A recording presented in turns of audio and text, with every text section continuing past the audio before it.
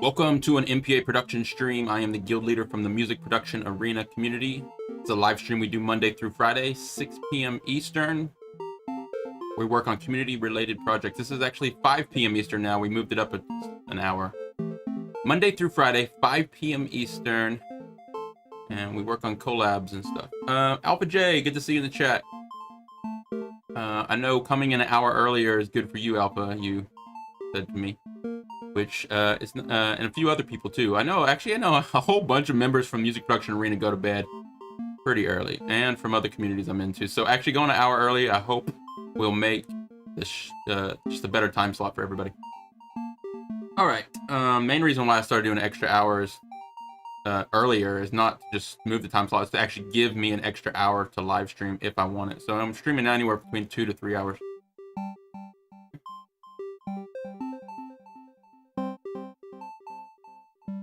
Starting soon. Started. All right, Music Production Arena, we invite you to join us. Find all the links to our channels on top of wherever you're watching this from. BandLab, YouTube, Twitch, and DLive. Hey, Subluxa.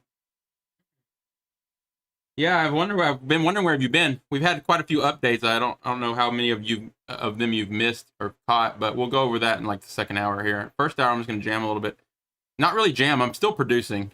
I keep saying jamming because the nature of just having all this gear set up, but actually if you've caught the last couple streams, you'd realize I'm still just sitting here producing, just kind of out of the box. But anyways, and then in the second hour, we'll go into, I'll jump over to my desk and we'll talk a little bit more about the collabs, and we'll dive into collab 9. Hey, Subluxa, if you haven't had a chance, check out the spreadsheet. I updated the spreadsheet for the collab projects, and it's cleaned up. Always good.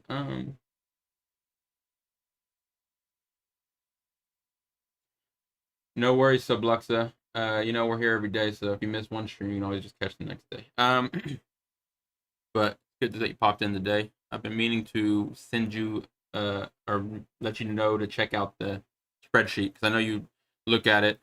I updated it finally to kind of reflect what we're actually working on. All the information for the future collabs I still have on another spreadsheet, and so I still have all that information, but as we work on the collabs, I'll bring it over to the main document. But you'll see what collab we're working on this week, and you'll see which collab at the very top of the spreadsheet, what we're going to work on next.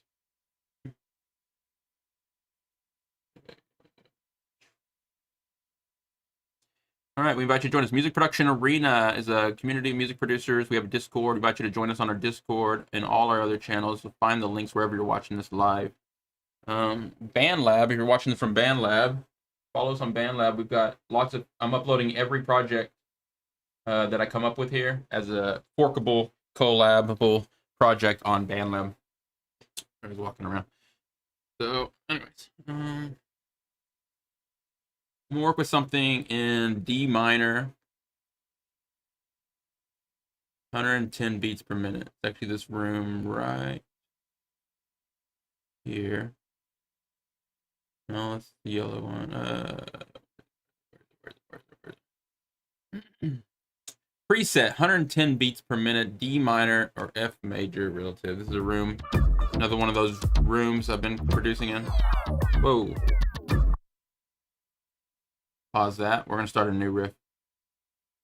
All right. 110, D minor. All right. If you missed the last couple days, which Sublux I know you have,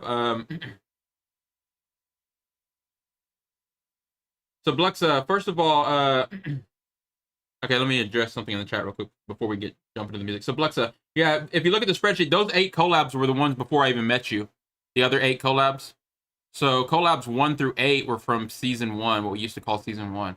Collab 9 is the first collab that we're going to finish off before we move on to the next. But if you remember, you're on pretty much every collab coming up. You know what I mean? All that other information about the other collabs, it's just kind of there. I mean, I can give you access to that spreadsheet too if you really want it, but I just used it as backup. What I want that spreadsheet there to be is straightforward. What we've done already, and the very top is what we're doing now and what we're about to do. Let's see if I can pull up the spreadsheet. While on the topic, I'll just go ahead and pull it up, I guess.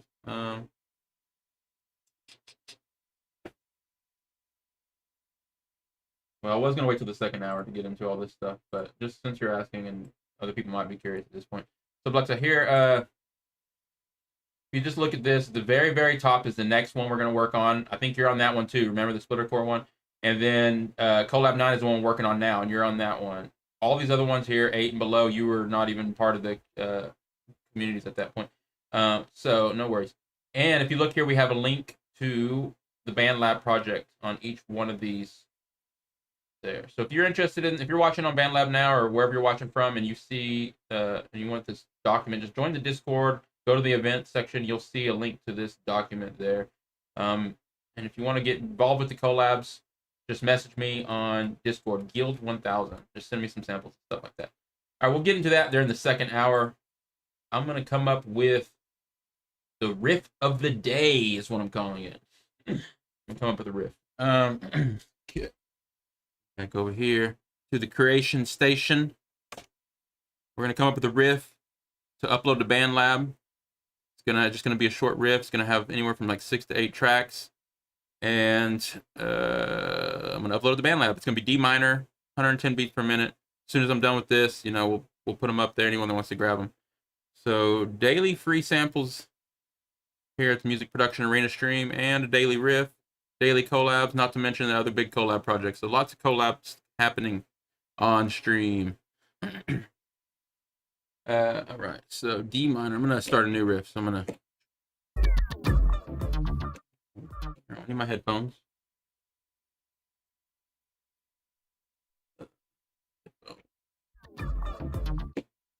Okay, that riff right there was from the last time I was in this jam room. But anyway.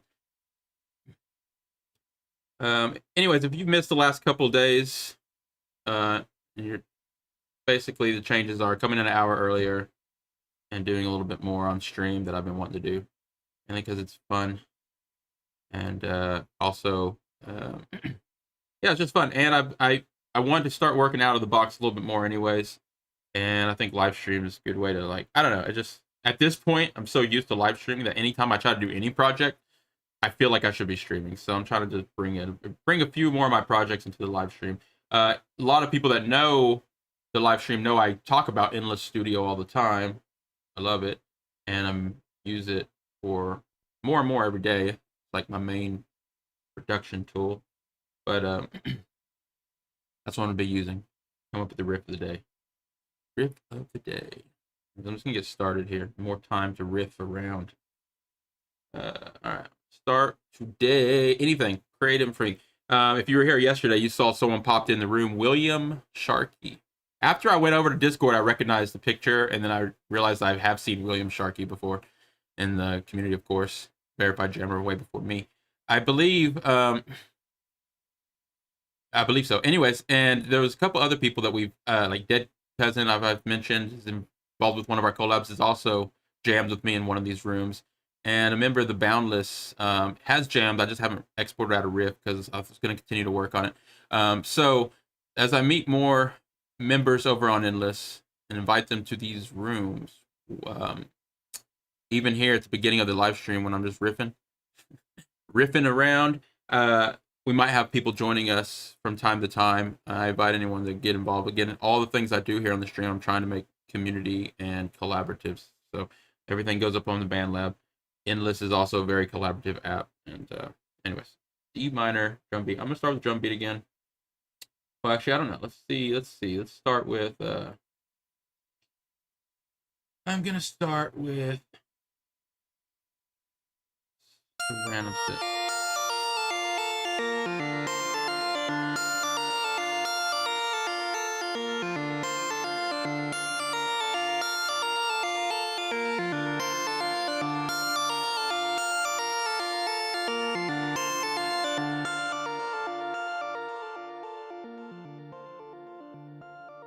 Soon as with this app here, as soon as you tap on a sound, it randomly generates a MIDI sequence too. So whatever you're listening to here is somewhat random based on probably an algorithm and some formula or whatever. But what's neat about that is, if you're a person like me, preset lover and randomizer lover, I'm just good to go with this. This has told me the direction I'm gonna go, like a crystal ball. Yes, lead me to a good riff.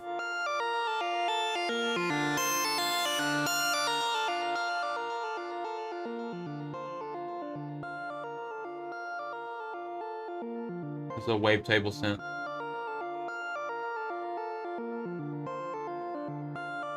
That's not doing anything.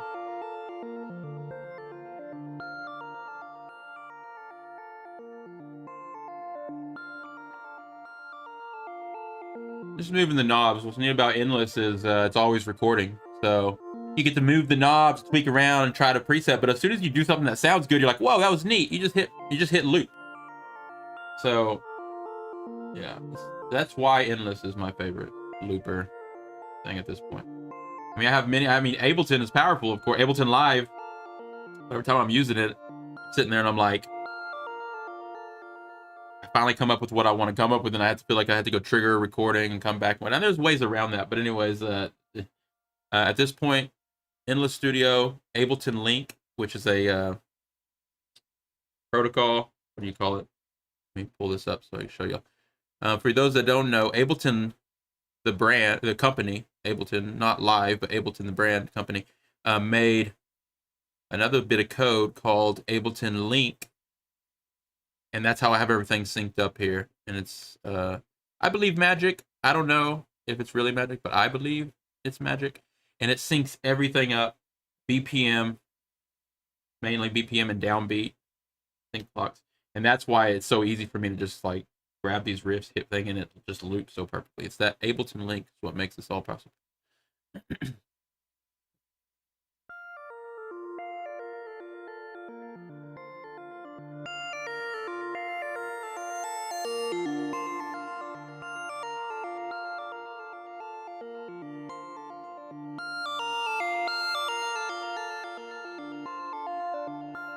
I want the downbeat to be here. 1, 2, 3, 4.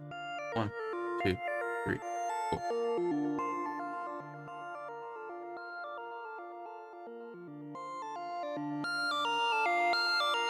I'm gonna capture 2 bars of it.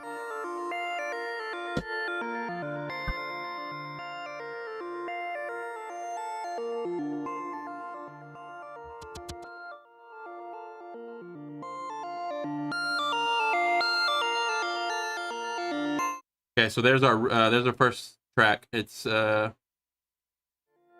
track 5.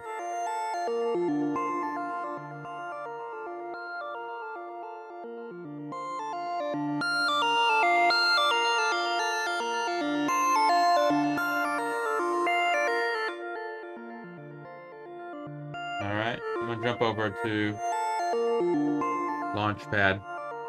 I unlocked the effects on Launchpad the other day. I realized the effects are really nice.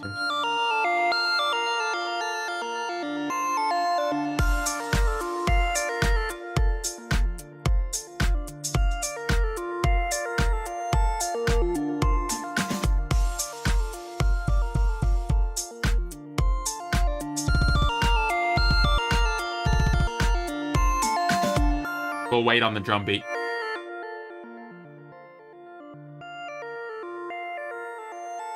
I'm gonna wait for the drum beat. I'm gonna add something else.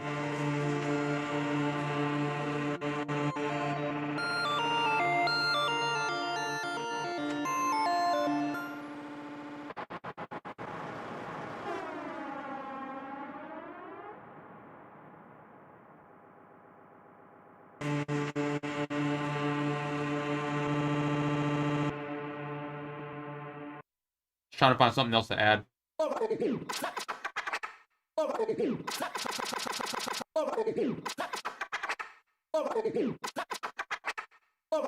These are effects now. The bottom of this has a bunch of effects. This top row is actually, I loaded up these loops earlier, so I went through my loop library while I was eating breakfast and loaded up. I went ahead and loaded up 8 loops that I knew might fit for today's riff, and with the idea that I would run them through effects before capturing them in Endless. So that's what I'm gonna do here. I'm gonna pick one that I might like.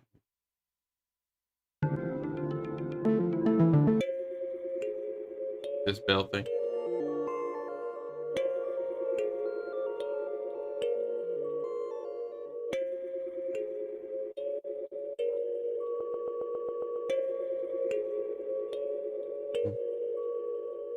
Problem is the downbeat. It's not catching the downbeat where I want it to. I have it on a 16/4 count on this thing. I'm gonna try to catch it. It didn't do it. Wait, it might have done it. Let's see. Should already be synced. There. That's the downbeat I want, so that'll work.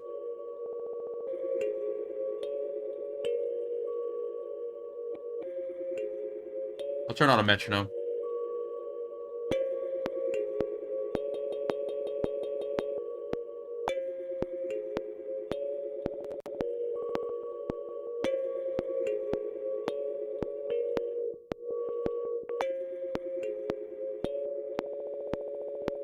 Hey, Banana. Never said your name out loud, so I could be getting it wrong. 1 second. I'm gonna add this.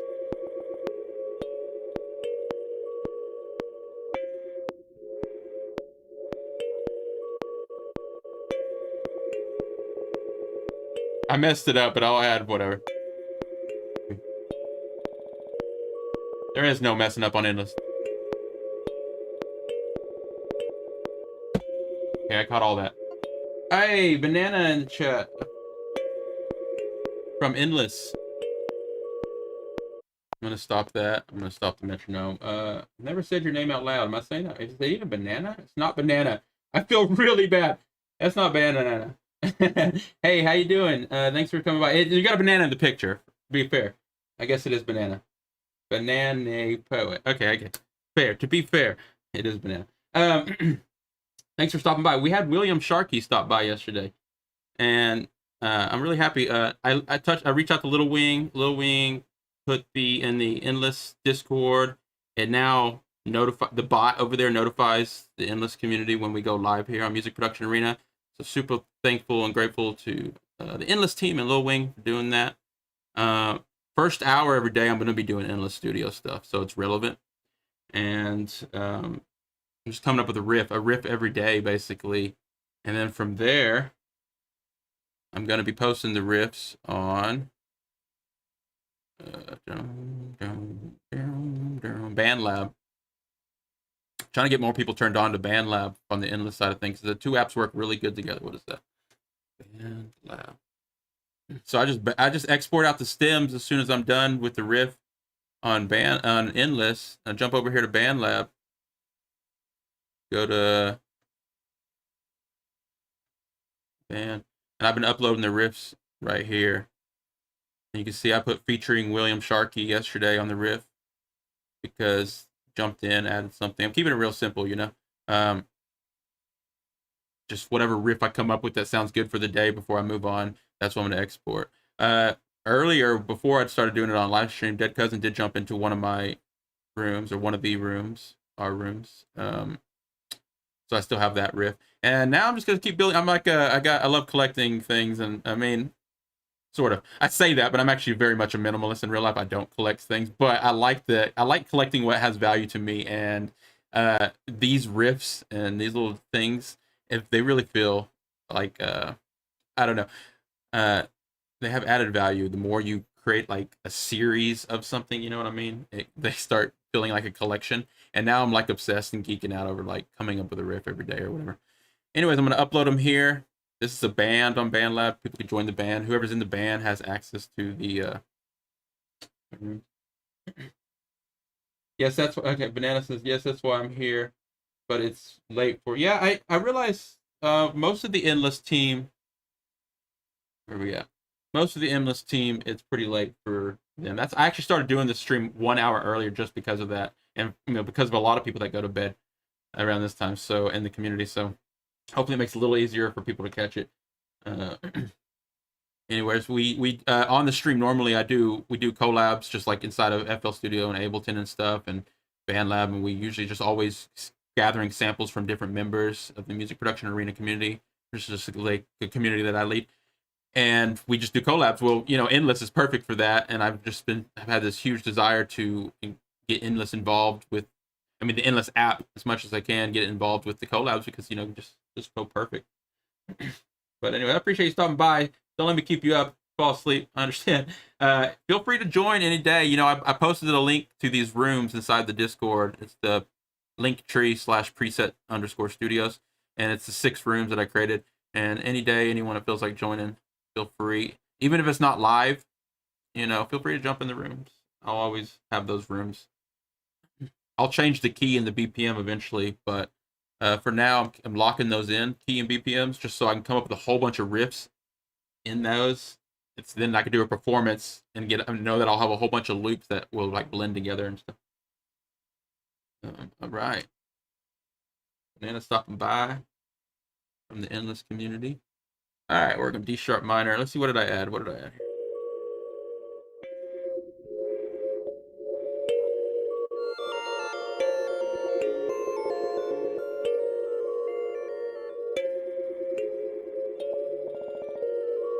I'm going to make this one very low.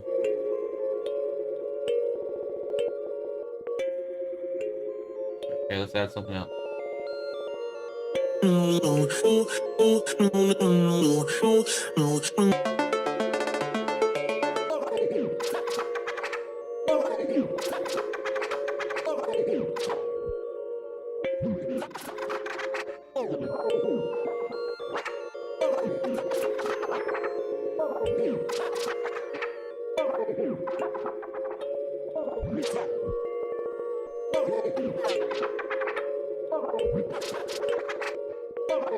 Dude, I'll catch it on the next one.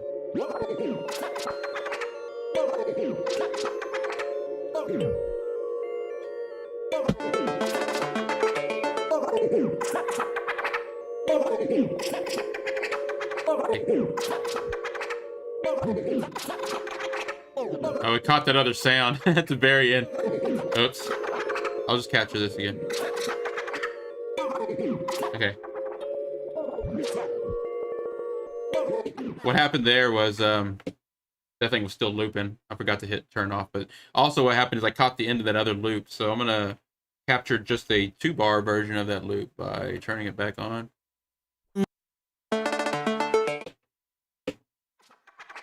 Right here. Selecting the track and then I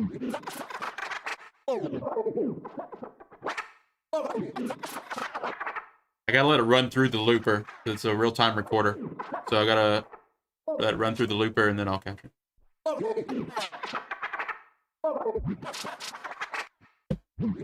There we go.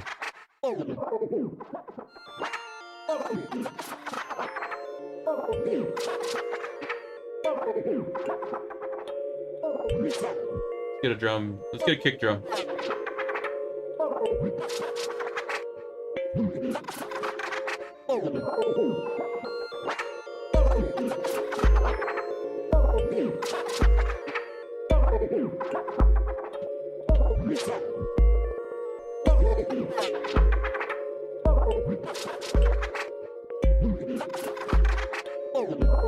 Okay.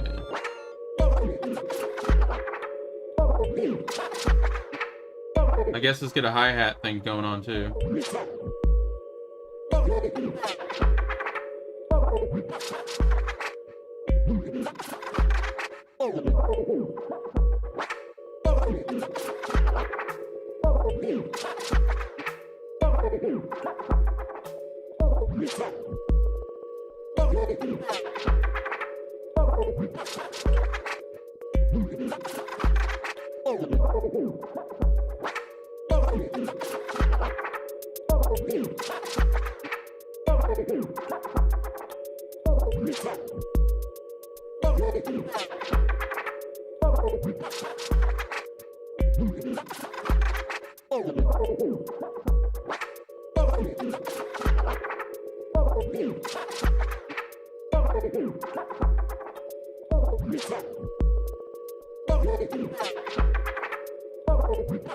It's quiet.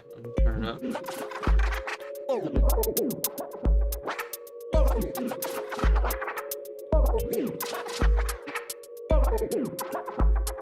I'm turning down the pitch of it a little.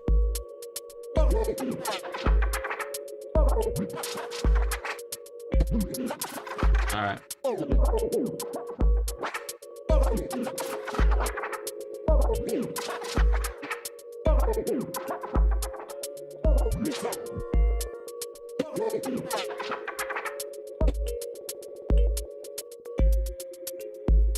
Okay, so there's the kick drum, the hi-hat. A really heavy kick. The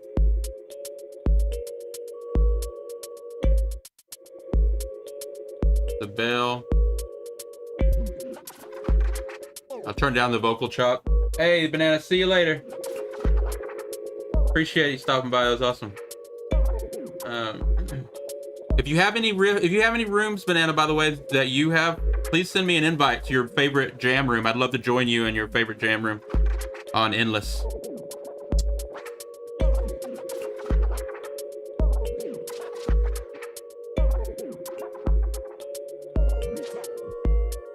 Keep that one out of here.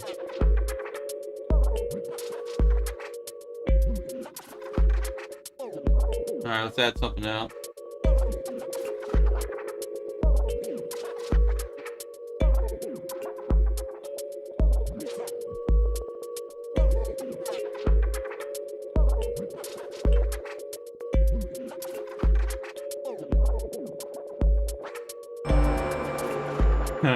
Wow.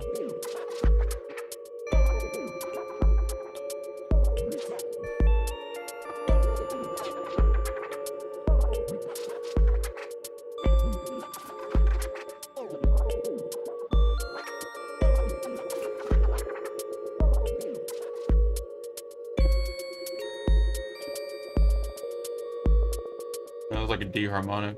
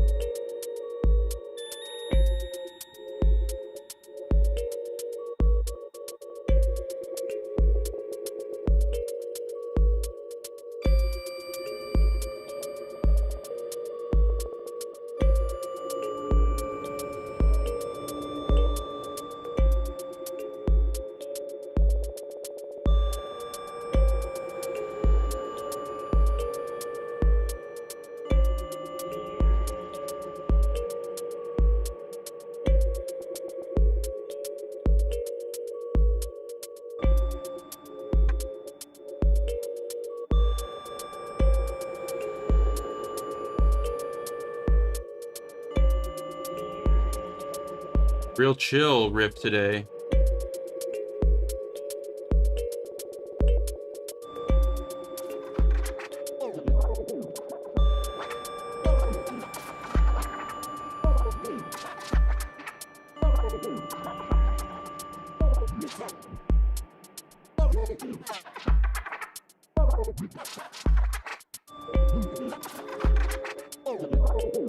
All right, let's add a few more tracks here. Going to pause it while I listen for something else.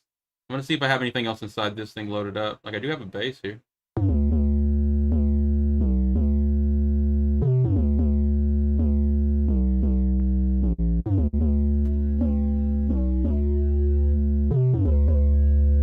Yeah, this little phaser effect, whatever this is.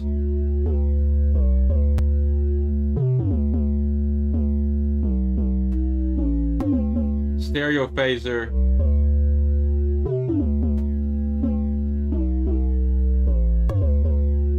It's loud, huh? It's loud, babe.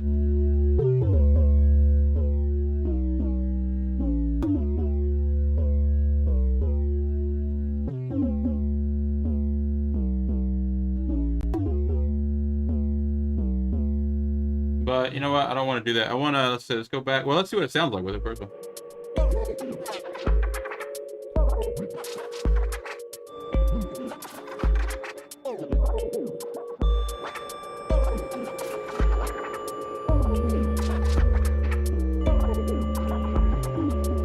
No, I don't want to do that.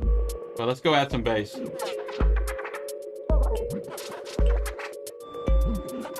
I'll add it with it.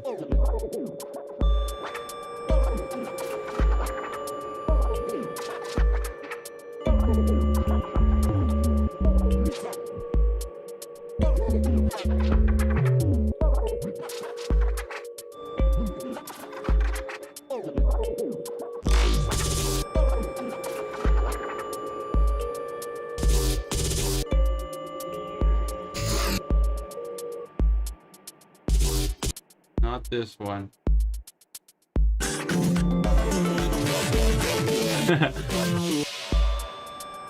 My bad.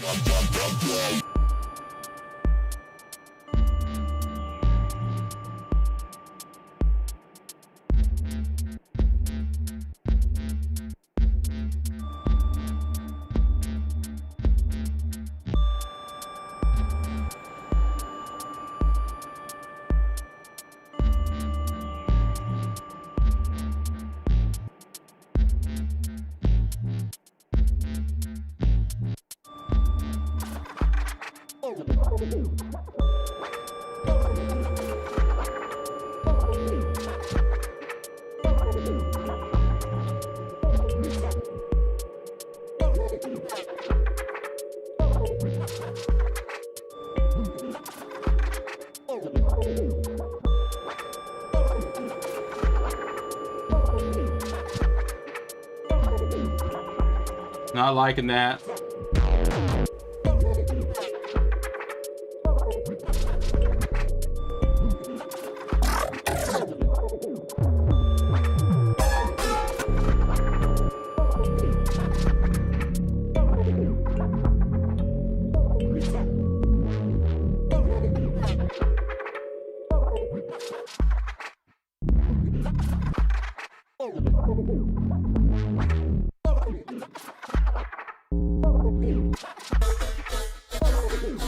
Try not to get too far away from what we already had going.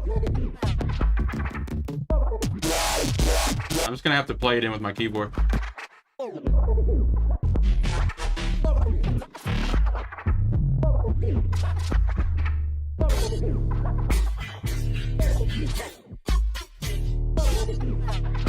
I just want to pull one thing out of this.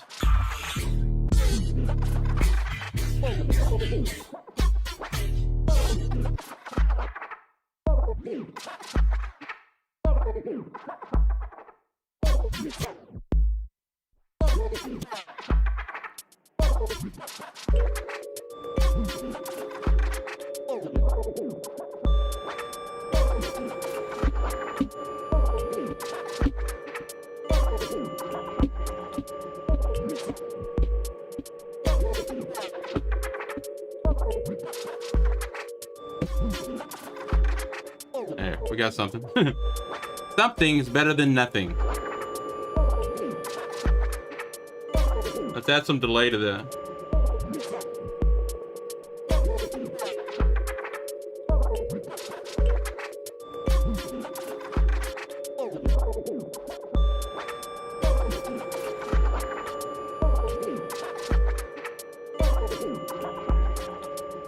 Kind of a weird delay. Let's add some reverb.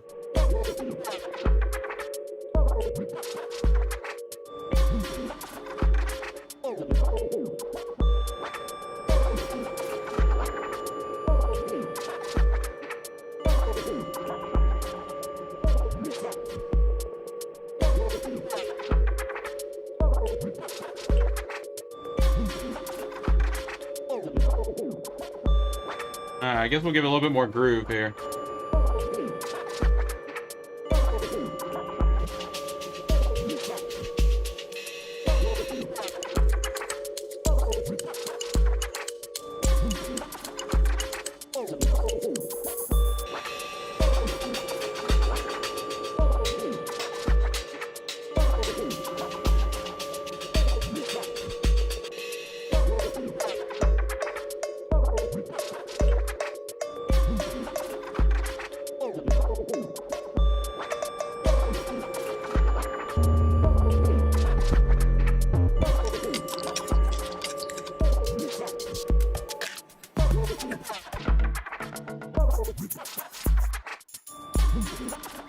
Trying to find some kind of percussion. I don't have a lot of cop loops on this iPad.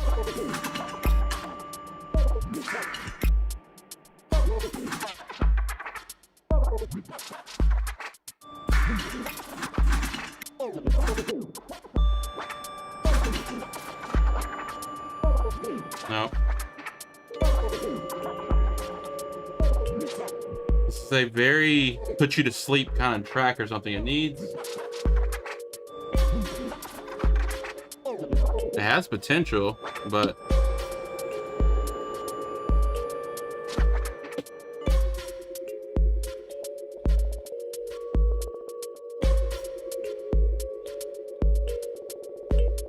it needs one more magical piece. Maybe more drums, I guess, and we'll just kind of low pass, well, high pass the kick out of it, so you already have that heavy bass thing.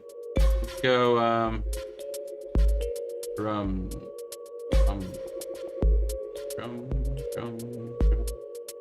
Ache leg, it's been a minute. Ache leg in the chat. Nice use of square touch screens. Yes, I do make use of the touch screens. You get a lot of different noisemakers apps, and you kind of do all kinds of stuff. Ache leg from the community. I watch Cowboy Bebop also. Says, like, I just watched Cowboy Bebop repurposing old tech. Yeah, for sure. And you know what? A lot of this stuff, this MIDI controller's basically pretty old at this point. I don't think they still make this one. Along with all these old phones and stuff. Definitely, big part of what I see is, like, I don't know. If I was to build any kind of rig, it'd be more about salvaging a lot of old tech that still has purpose and trying to get the most out of a bunch of old little devices instead of just spending all my money on one nice new piece of gear, you know. I'd rather definitely dig into that. I don't know. I've created many of creation stations in the past, but this one has been designed around Endless Studio, the app I'm using here. Yeah. Hey, Reba in the chat. Today's yeah, this is a big Akai. This is Akai here. I have a couple other Akai things. I'm a big fan of Akai. I've never had an MPC though. Yeah. I actually have this is the 88 key version. I also have the 25 key version. Just needs a cleaning.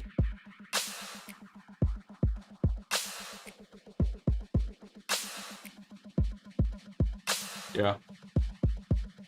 Akai makes good stuff. Hey Reba, how you doing? What time is it? Let's around for another 10-15 minutes here. So, and then we got some other stuff to work on. I'll add that.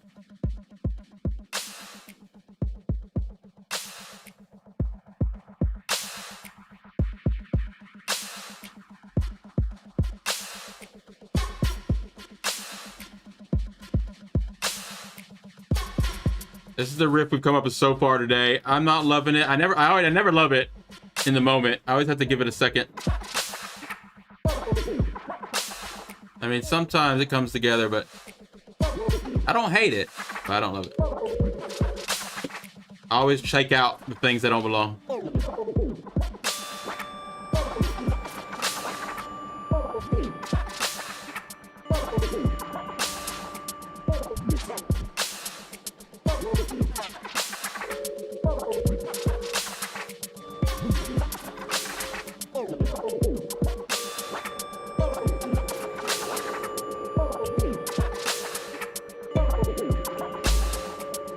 Keep that other kick drum out.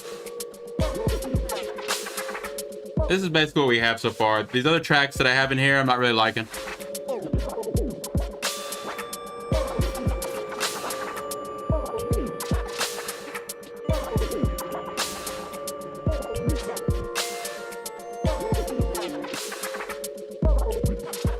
That kick drum, we don't need it anymore. So we still got a few tracks open here.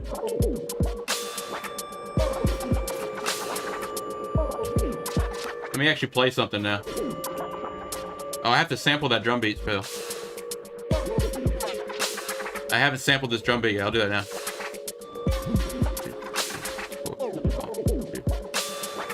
Make sure we're on the right downbeat. 1, 2, 3, 4. 1. Yo, I've been having problems with my setup. I think I did something with the mapping lately on my controller. Keeps not supposed to do that. Let me try this one more time. Maybe I'm hitting something twice or something. Maybe that's what I'm doing. Or maybe I'm double tapping. Let me sample this one more time. 1, 2, 3, 4. 1, 2, 3, 4. It worked that time. I don't know why. It's done that a couple times recently. I gotta check my map. Akelek says needs an acid-based like 303 101. I just got a new laptop. First of all, maybe I will try to add some kind of 303-ish thing if I can find something on my iPad. Reba says tried to fix my trance track today. Ended up playing Tetris again. You know, I really like those types of sounds.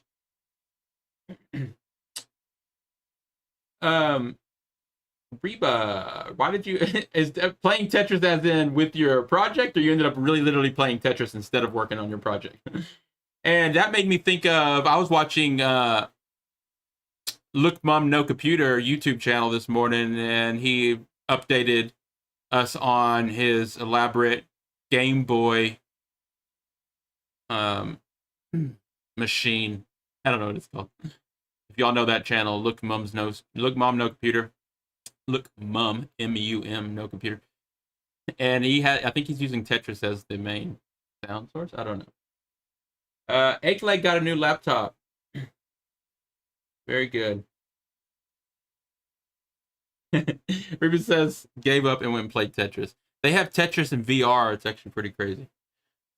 VR Tetris. What do we have here? I need to get this drum beat actually in it. No, I got the drum beat now. It's over here.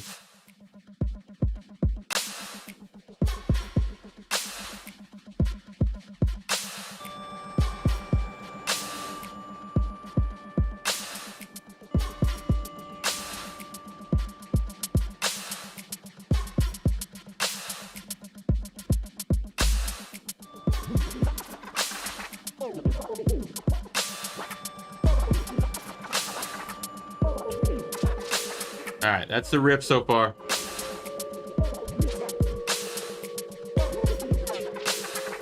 I want to do something with those bells. I don't know what it is though.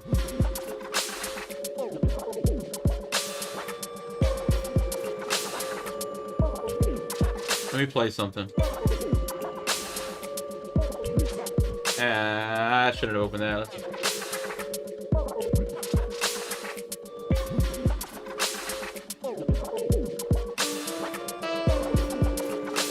I don't think this was the answer.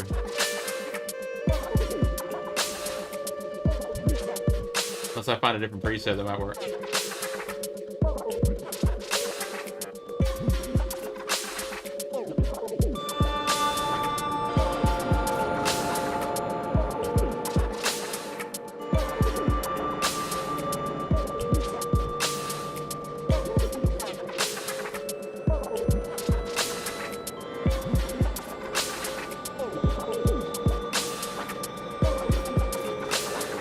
That's not giving us any more energy.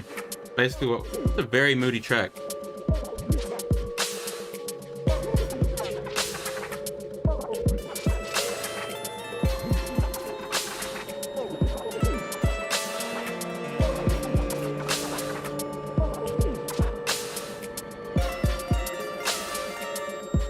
Not what we're looking for. Not what we are looking for.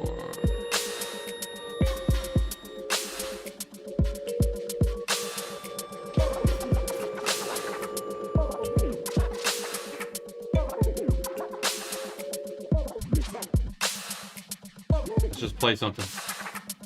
When in doubt, just play the keyboard.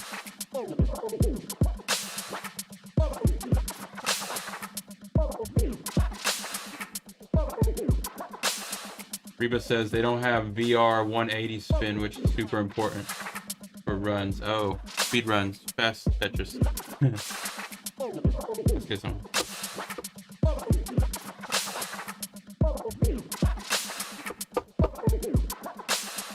MIDI input, my guitar.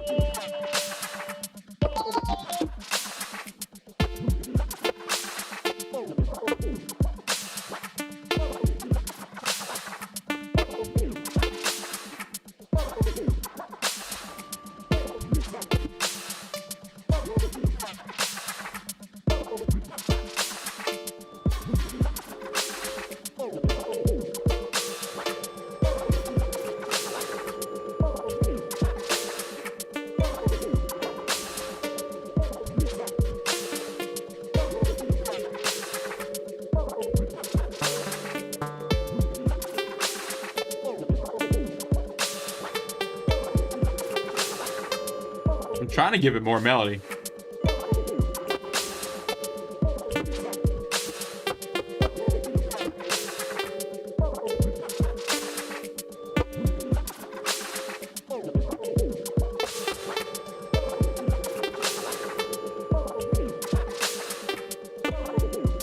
I don't know if this is it, but we'll add some effects if anything.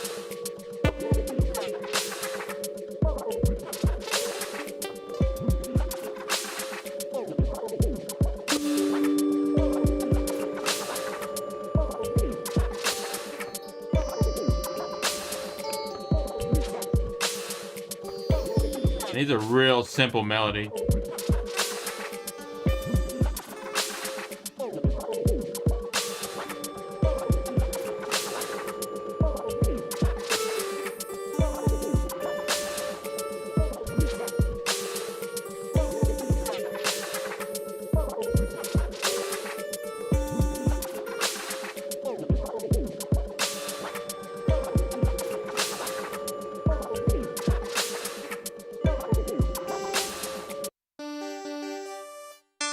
Find the sound.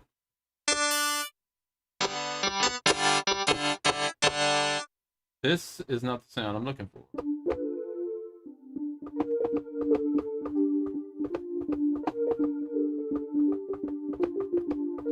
Need something that's going to cut through.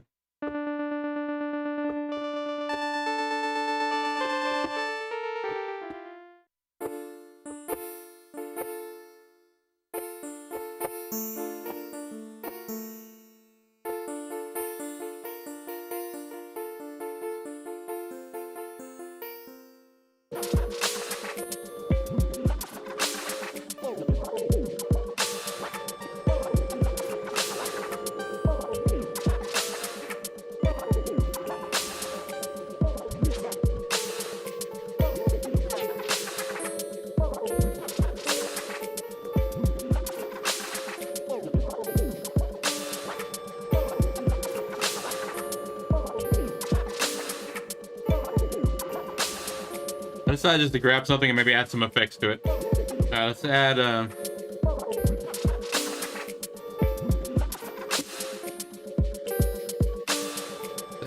first we'll add some delay.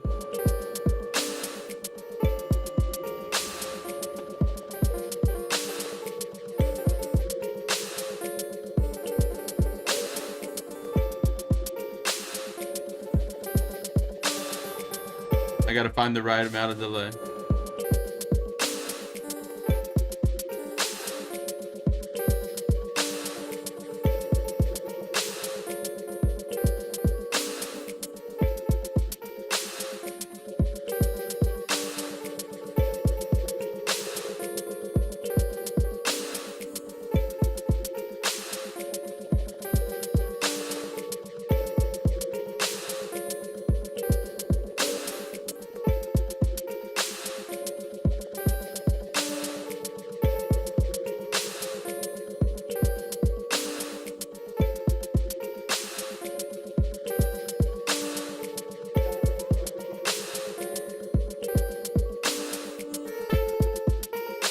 Okay, now I'm adding distortion to it. I'm just trying to get it to get a little more life to it.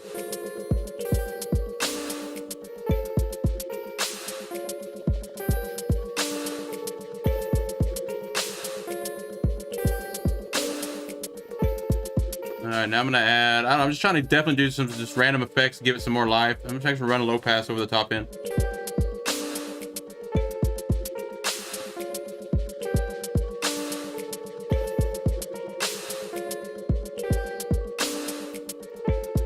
Alright, now I'll add, like, I guess,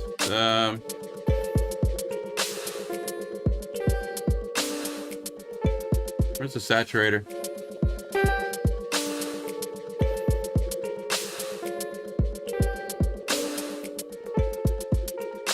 There we go.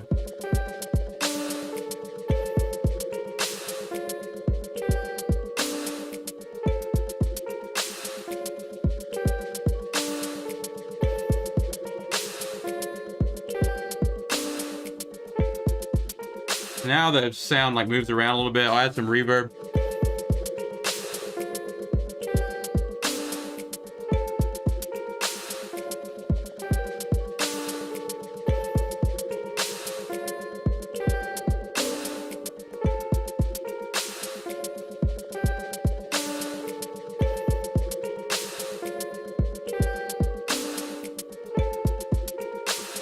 All right, and I mean, it's still pretty boring, but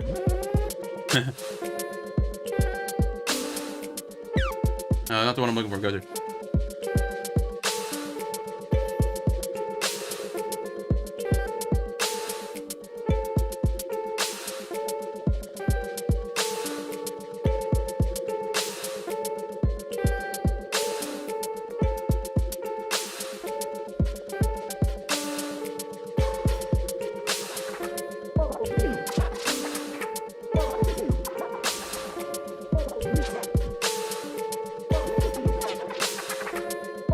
Trying to come up with a new rhythm for the melody lead thing. We're using the go to, which is like, I don't know what it does actually. I think it goes to a different point in the loop.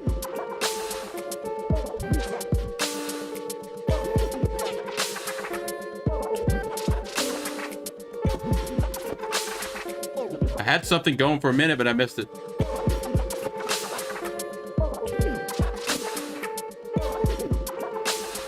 That's not it.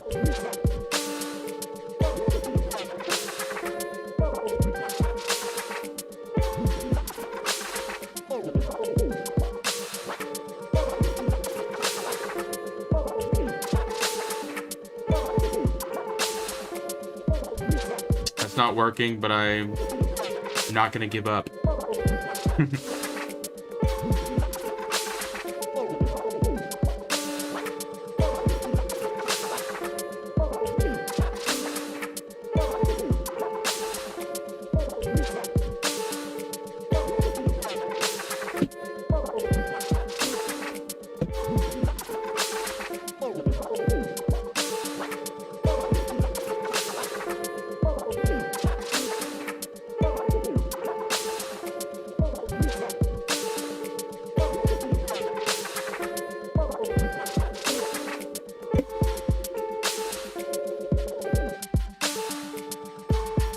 Alright.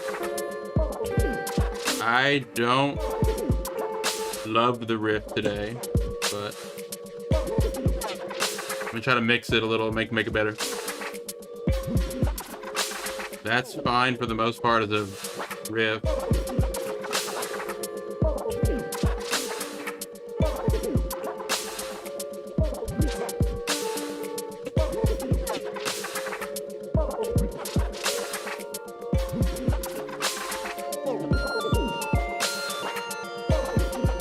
That might be the riff today.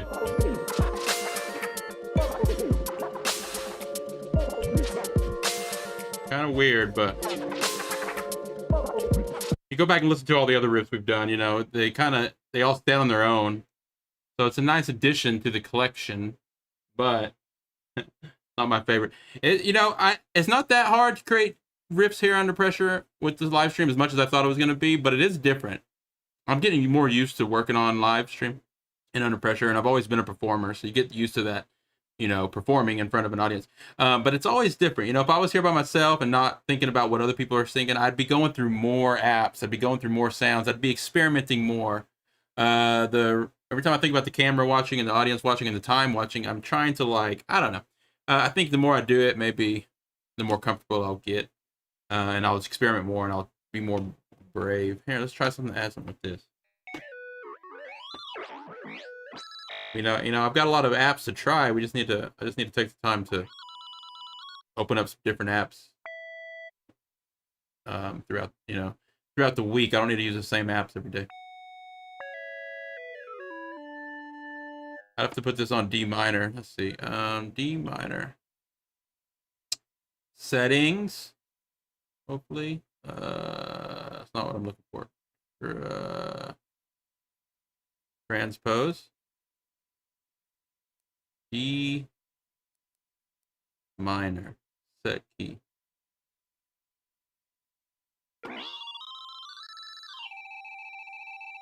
Not very loud.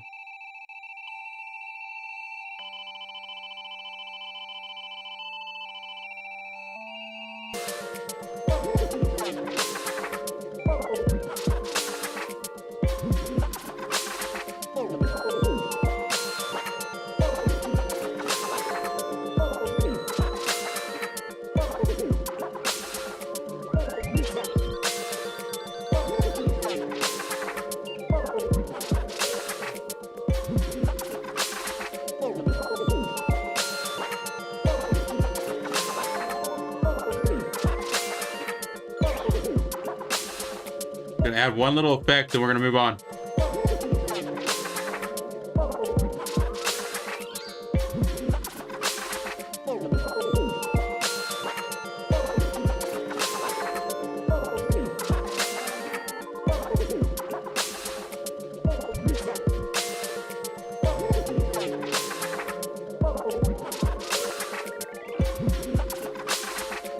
Okay, now we got 8 tracks.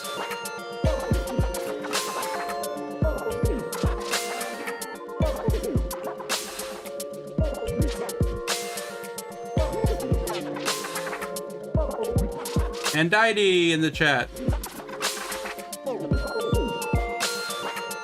This is the riff I came up with today, and Didi. It's interesting, I guess. What I'd say about all my loops until I decide I like them or not. I'll pause it for a second, and I'll play it again. Who's spamming in the BandLab chat?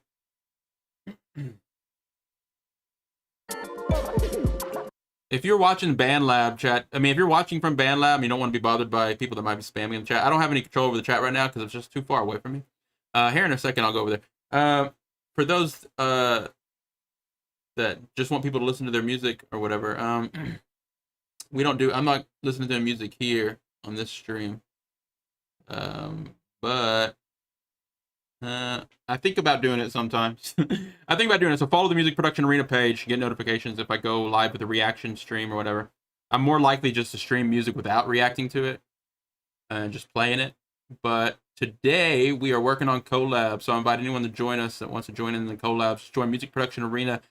Join the Discord or message me on Discord, Guild 1000. You'll see all the links wherever you're watching this live.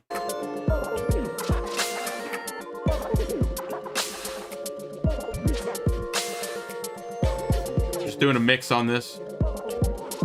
These are the vocal turntables.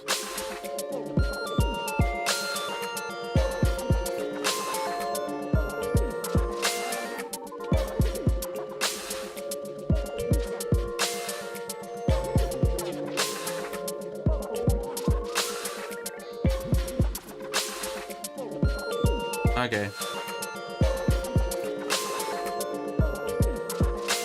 I think that's going to be the riff for the day.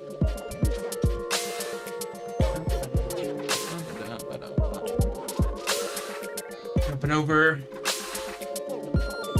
to my desk.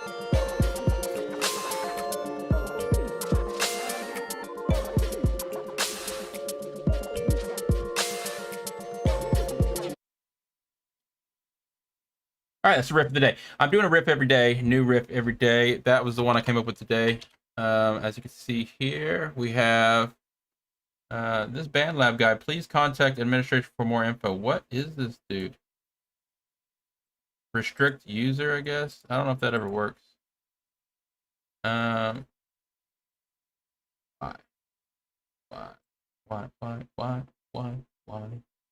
Users. Hey, there's some other people here. A bunch of people. Hey, everyone just likes to spam the chat because they're bored. They're like, what am I going to do today? I'm going to wake up, I'm going to go to BandLab, and I'm going to spam the chat. That's going to make my day. Let's see here. For anyone not spamming the chat and actually interested in what we're doing here, I welcome you to join us. Join us on our Discord, Music Production Arena Discord. And we have a YouTube, SoundCloud. We do various projects, lots of collabs, and some challenges, feedback streams. There's a feedback stream coming up this Friday. Hey, Fox the Galaxy in the chat. We have Leg in the chat, and Didi came by the chat today. We've had an Endless member stop by the chat today. Banana. Let's figure out Banana's name. It's Banana Pope. Banana Pope. Banana Pope. At first I was thinking I said their name wrong, but you've got a banana in the picture, and it's clearly banana. Maybe I just forget how to spell banana. Foxy Galaxy, Leg, everybody in the chat. So that was the riff. I'm gonna quickly upload it to BandLab. Go ahead and get it up there. And then we're going to jump over to a couple other projects we have going on today. Go to bandlab.com. If you're not already a member of our BandLab page, join us there. If you go to the BandLab page, you'll see that we have bands. So you go to Music Production Arena, bands. Leg, you should really join us on BandLab, the new amino for the community. Chats.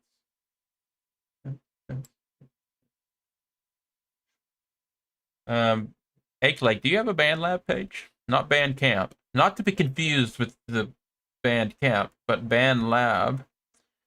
We have Music Production Arena BandLab page now, and we have some bands created. We invite anyone to join us in our bands as well as our Discord. Studio A is where I've been releasing our bigger GoLab projects. But these little things I'm doing here, I'm doing under Studio B. You can see here, these are the riffs I've been coming up with each day. And these are for the purpose of collabs. You know, I can understand we're not that active right now, so we don't have people just jumping all over all of them. But I'd like to see a day where, like, you know, I come up with a riff, I upload it, and people are, you know, it might have sparked someone's motivation or motivated someone to grab it as soon as I upload it, and then, you know, create a track with it, and then come back to the band and upload it. And that's what these are for, other than me just having fun and creating riffs every day. But anyways, I'm gonna start a new project. Boom, boom, boom. Preset is my producer name for the most part, and that is the profile that I'm uploading these under. So I'm gonna go back to bands. I'm gonna go to Studio C, projects. Oh, not Studio C. Studio B, new project. All right, if you're just tuning in, this we have been starting the streams an hour earlier. But this is still the Music Production Arena daily live stream, Monday through Friday, 5 p.m. Eastern now. And still heavily working on all those collab projects that we started. More about that in a little bit. Preset 110 E minor. I just do the date.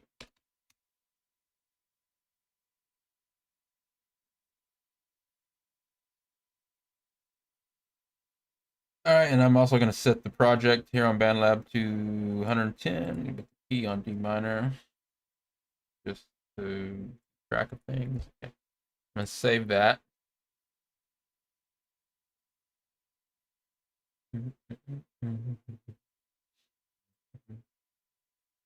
Okay, so that project has been saved, but I don't have the samples in there yet. But first, I'm going to go here, it's the preset 110 D minor, project settings. I'm going to turn on Forkable, and I'm going to change the project URL, something a little easier to remember. Change the picture to the orange dot. And update that.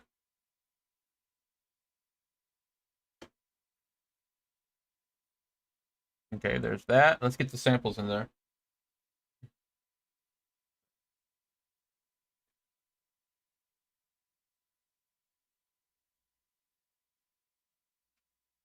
Gotta grab my go. Let's pull it over to the other screen. This is the mobile version of BandLab. I'm gonna pull that up.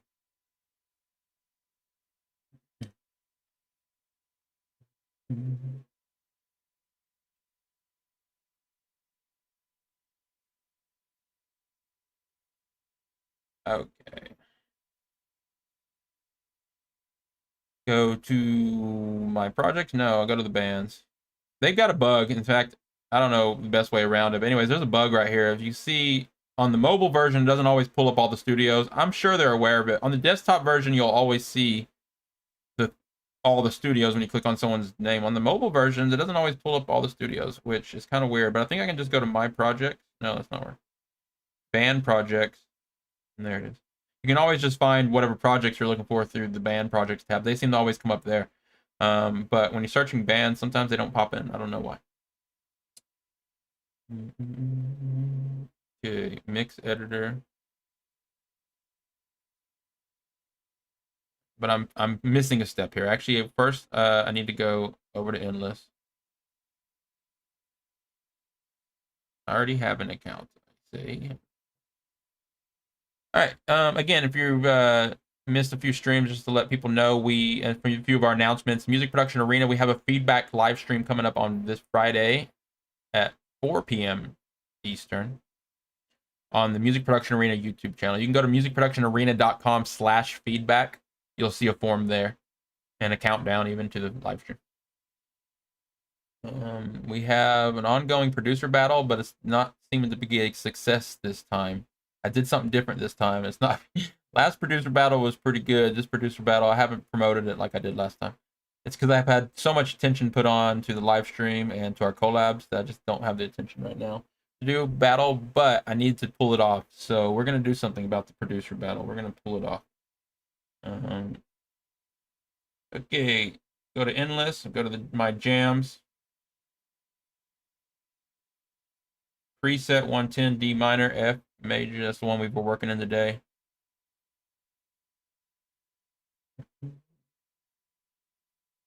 Yeah, so more information about the ongoing competitions and stuff we're doing in the Music Production Arena Discord. All right, there's the jam. Click on.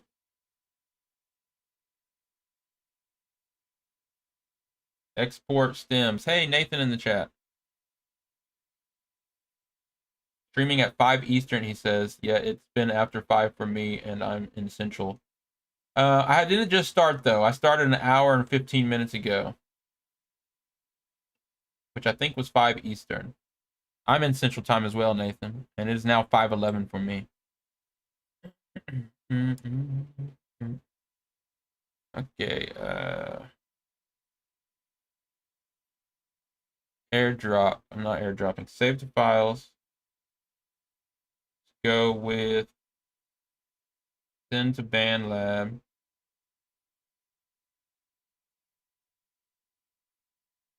Files.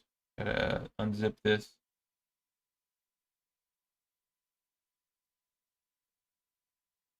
This is when I go back to BandLab, hit import track, and just start importing those. So I gotta locate the file, of course, first. 110. Today's date. Look, the last time, what a coincidence. The last time I messed with exported out the 110 room, it was exactly a month ago, it looks like, unless I'm looking at this wrong. I'm probably reading this wrong. 2410, no, yeah, I don't know. Anyways, what I'm looking for right now is 1124. Yeah, it was a month ago. All right. Track 1. Track 2.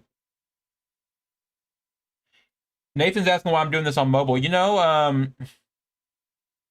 I'll show y'all here in a second. I export out the stems. If I export out the stems through endless, like I just did, and then I try to drop them into this browser version, it says wrong format. Here, I'll try it in a second. I'm just gonna get these 8 tracks in here. 1, 2, 3,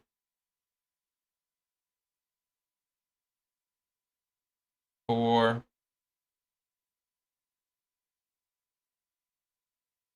5.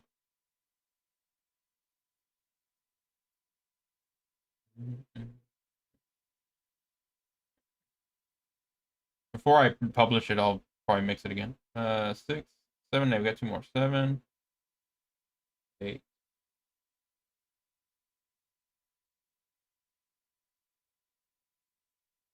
All right, so there's the 8 tracks. I'll just back out and just save it, and then I can jump back over to the desktop. I mean, I'm working on mobile all the time anyway, so I'm used to it. But the reason why I was doing it here because I have a problem. So let me try it. Let me just see if I can figure out what file format. Let's see what it says. So it's exporting out as WAV. So that's why I don't understand why it's just not letting me drop. Does it want me to do MP3 on the browser? Is that why? That's probably why. So if I go to the browser version, there for a second. Go to the browser version. I'll go to Studio C to experiment here. Create a new project. Boom. I'll go to that same samples I was just using on my iPhone. Same folder and everything. I was going to this cloud here. iCloud Drive, Endless, send to BandLab. Samples I was just messing with. Delete these first.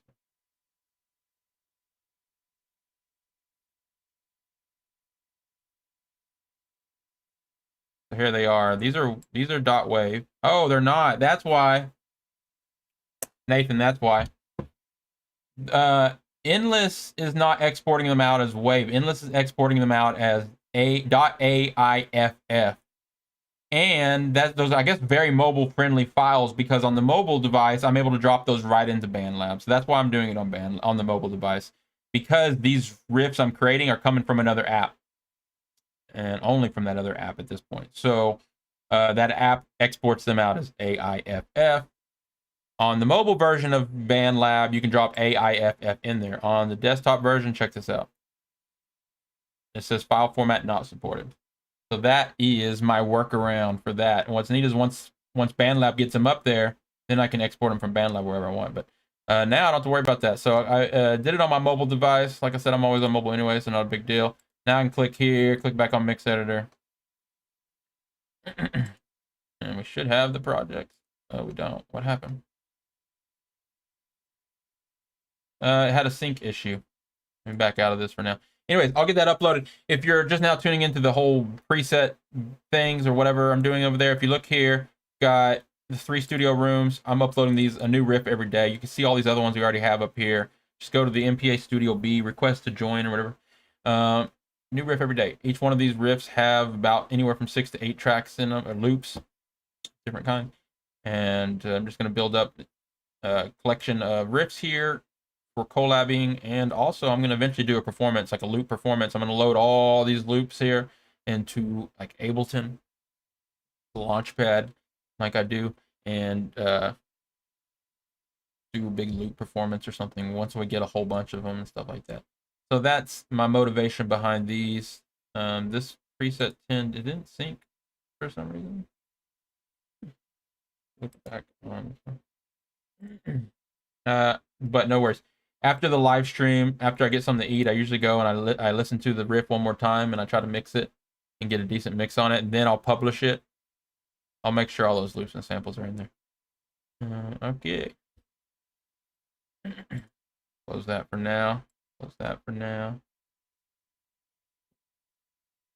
Nathan Sazer has recently joined the Music Production Arena community. I see Nathan talking, really active on the BandLab Discord as well. You know, I need to get to level 5 on the BandLab Discord so I can post in the promo chat. I think I just hit level 2 over there. I don't know. They got a level system on their BandLab Discord. I want to start dropping some links in the promo. They got a BandLab promo. It says slow mode 6 hours, but yeah, you can't even post in there at all unless you're like level 5 or something. I don't know. I asked about it. I got some other questions I need to ask in the BandLab chats too. I have been trying to promote the live stream in certain channels that does allow it, because, like, you know, these are collabs and stuff like that. Looking for collabs. I've posted things in here. I've posted our community under the looking for community tabs.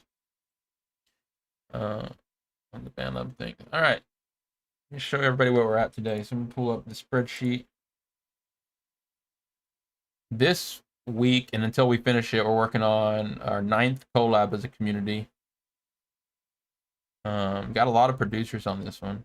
I think it's the most that we've had on any track thus far. So we got Guild, Ski Lion, Dead Cousin, CJ Kamikaze, Subluxa, Foxa Galaxy, and Deity and Nimke. Nathan said, did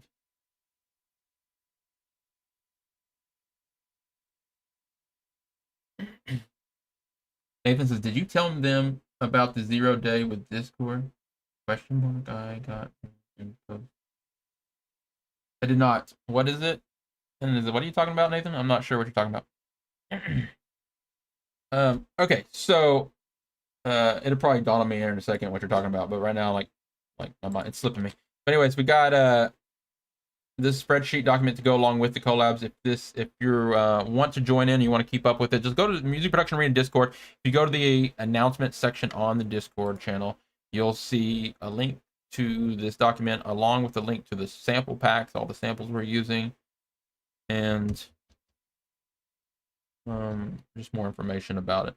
You'll also see on the spreadsheet now that we have links. Every track has a link here. This actually takes you to the BandLab track. So, like, here's collab number 1, Airtime, Guild, Foxa Galaxy, Super Z Wrestle, BTSEM, all the information there. But if you click on the link, it'll take you to the BandLab project. And of course, these are forkable, so you can fork them.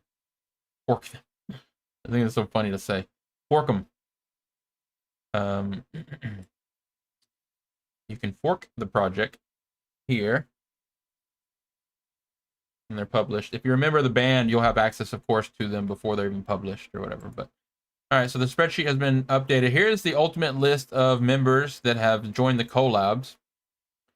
We have a lot more members in the community, of course, but these are all the members that have joined the collab projects by sending me samples.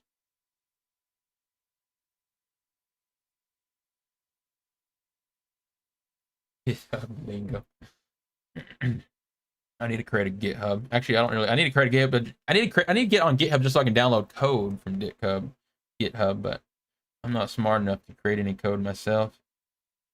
All right, we've got collab 9 doesn't have a name yet, so we need the name by the end of the collab. And we need to finish off this collab. Today I'm probably going to be adding lots of like filter automation and stuff to it, trying to work with the transitions. So I'm going to pull it up. I'm going to play it through the rough version that it is right now while I can take a quick break, run to the restroom, get some water, rest my ears. I'll be right back. Let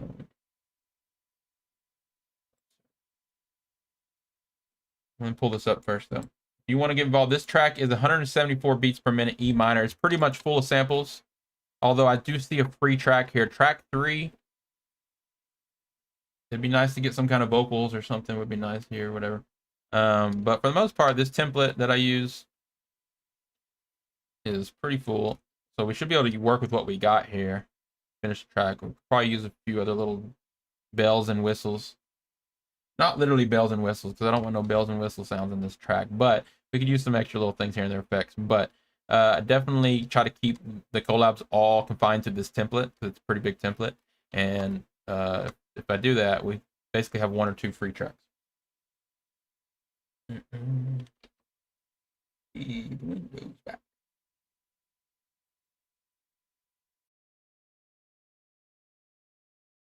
All right, I'm gonna hit the little be right back. What is this? Be right back, and then I'm gonna be right back. Let's play this track. I don't know what this sounds like. This is where we left off yesterday. Again, this track is just like rough. I'm gonna play it anyways, and I'll be back in just a minute.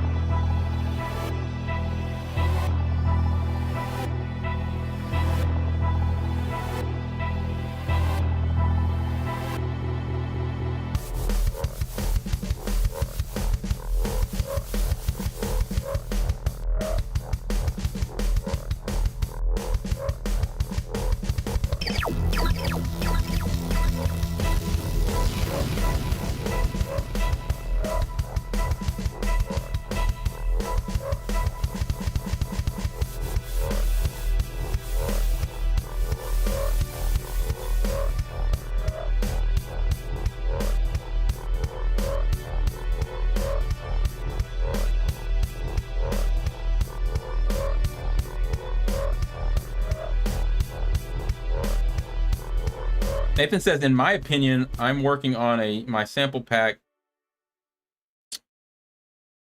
and I literally recorded my external hard drive spinning. I love that kind. That's basically field recording, but yet you're not in the field. You're in your own house. Yeah, found sounds. Found sounds is what I would put those in folder. Found sounds, and those are fun to mess with. Of course, you know, you got to find the pitch, the key, and sometimes like fine tune them a little to fit them into 440 or 440. Is that right? I worded that bad. I word half the stuff I say badly sometimes. Okay, we have this track. I didn't listen to it. I was gone using the restroom, but I think I remember what it sounds like.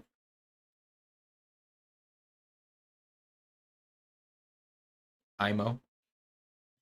He's like, I've never knew what that meant now, so I'm gonna start using it. IMO. IMO. In my opinion,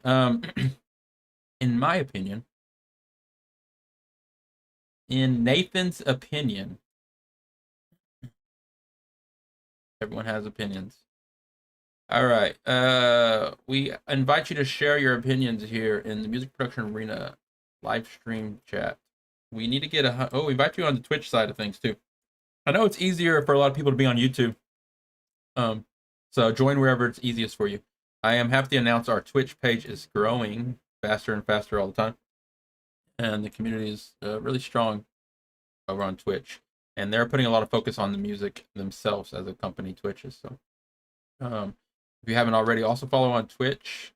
And the more people that tune in over there on Twitch side, the more it gives me roles I can grant to like people, VIP rules and stuff like that. So we're building up our Twitch. We're building up our YouTube. I'm glad to see the YouTube growing too. We finally broke 200 followers on YouTube, so it's nice.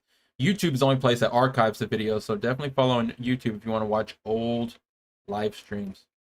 Okay, this is what I'm going to do right now. I'm going to add a bunch of filter automation to this stuff. So like a lot of these things, they basically need, they're too repetitive. And one of the first things I could do to start, you know, giving it a little bit more movement, breath, breathing, I don't know what you call it, life to the track, I'm going to just add some filter automation. So here, I don't know, I might even start just in order here. Start at the very top. What's this? Yeah, I might start with that. Let's start at the very top here. All right, this is a sample sent to us from Indiety. I didn't even stretch it at all. I left it at 175, but the delay is giving it the tempo sync, so that's fine, I think. I think this is on insert 8, track 2. I think I'm just going to use EQs for filters for the most part. Go type in. I mean, what type? I'm going to go with low pass type, and I'm going to go with gentle 4 now.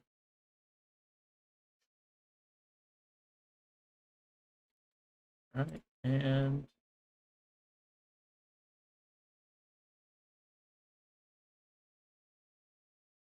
okay, so then I'm going to go create automation clip.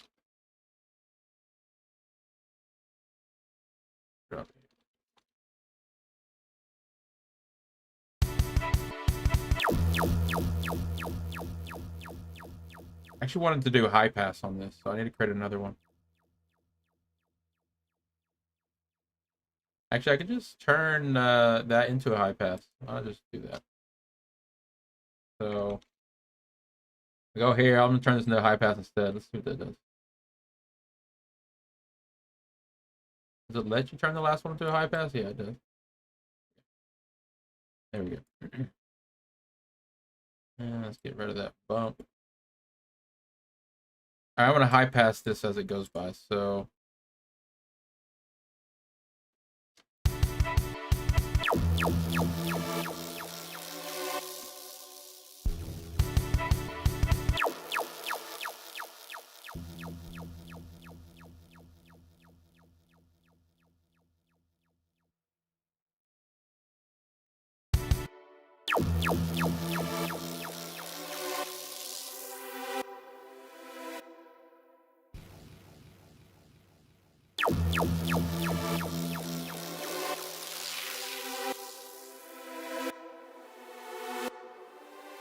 I like that. It works, huh?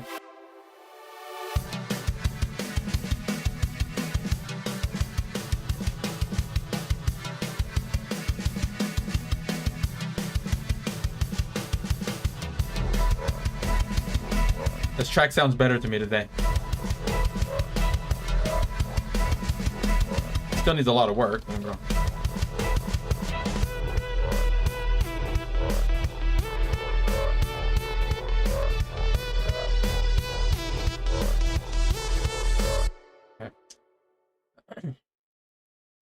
Caught me off. I didn't listen to it a second ago when I was playing it for y'all because I ran out of the room. Came back, listened to it now. It caught me off guard because I forgot what it sounded like. A little closer to where I want it to than I did when I remember. That's the best. That's one of the things you always got to remember when you're like working on a track and you just started it and you're really asking yourself, do you like it? Do you not like it? You got to remember that when you walk away and come back another day, the next day, you are going to have a different perspective. And it's not always that meme where things sounds worse. Sometimes it sounds better than you remember. Like, a lot of times it'll sound worse than you remember. And you think it sounds amazing. You wake up the next day and you realize it's not that good. But a lot of times you give it, you might be, it might be the opposite. You might be like struggling with it. And so you take a break, you come back and you play it again. And there's a part in there that you forgot about and it catches you off guard. And you might realize that's the best part. You kind of focus on it. It's important to, you know, I wouldn't call tricking yourself, but in a way, you got to trick your own mind sometimes when listening to your music. Try to trick it into hearing it for the first time. Give yourself a new perspective on your music somehow. I find letting other people listen to it. You know when you like let someone else listen to your track, and then all of a sudden you start realizing all the things you want to do. Like you'll play it for them. You're all happy with your track. You're like, I love this track. You're trying to show a friend, and as soon as you start playing it, you hear something. You're like, I'm gonna fix that. You tell your friend you're gonna fix it. You're like, I'm gonna turn that down or whatever. Or you're like, go say something like, oh, right here, I'm gonna do this. But you like almost don't feel like doing it until you show someone. And then all of a sudden you're motivated. You're like, why did I show him? Like, why did I show my friend that before I fixed it? It's that whole thing. You gotta give yourself, showing your friends is actually a really good technique. So kind of, you're listening through their ears all of a sudden.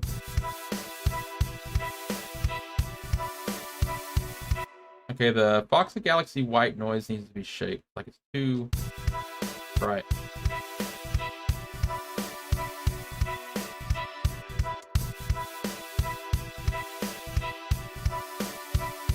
That was a quick fix. Could have just turned the volume down a little, and then, but I mean that EQ fix.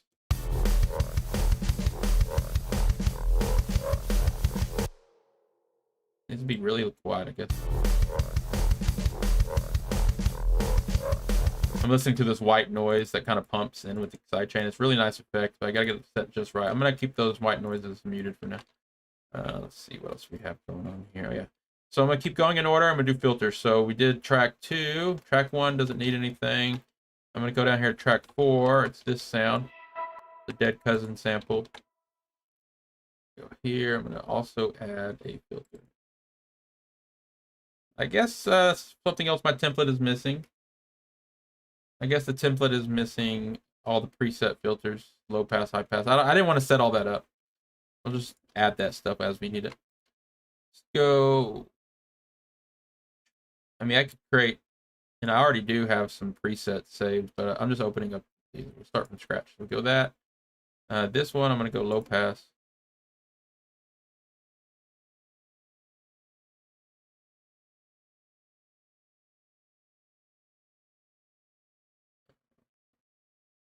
Go.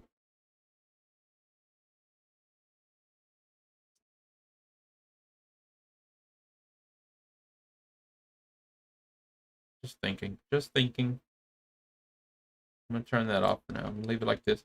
All right, I'm going to go with create automation clip.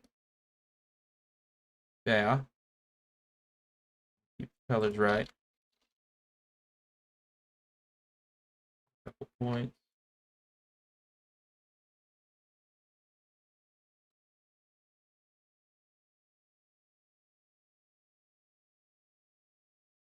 Boom. All right, let's see here. This is that sound here.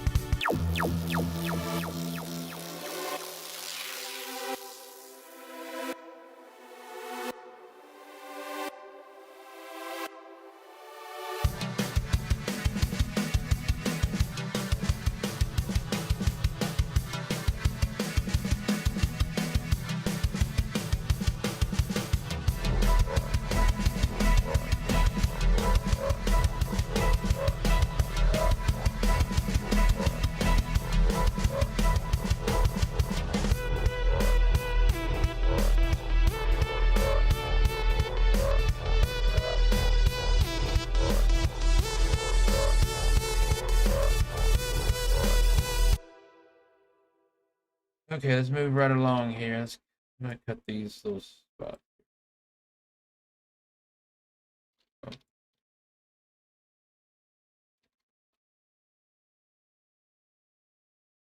Automation for everybody.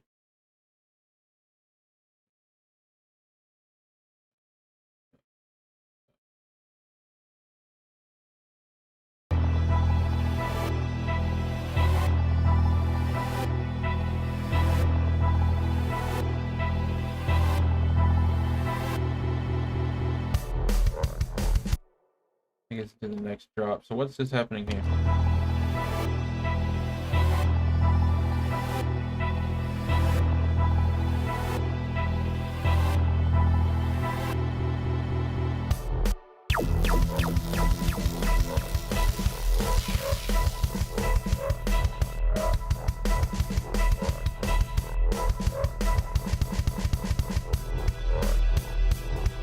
That's great. All right.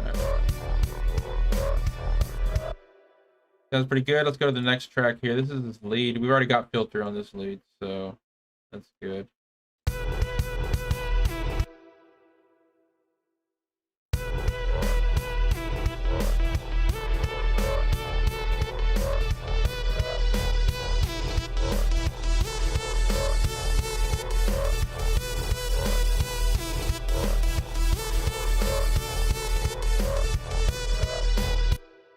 I'll mute some of this other stuff for now.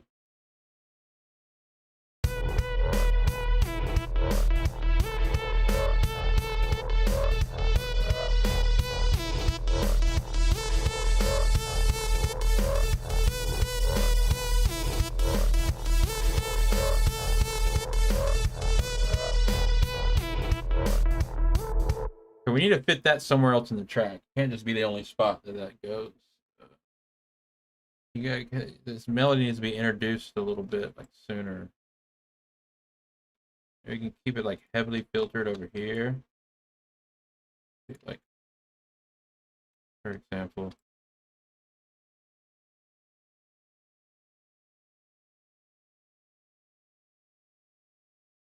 Sorry, I'm moving my fingers too fast. Moving my fingers too fast. Like, get sloppy. All right, there's that. So let's keep it like.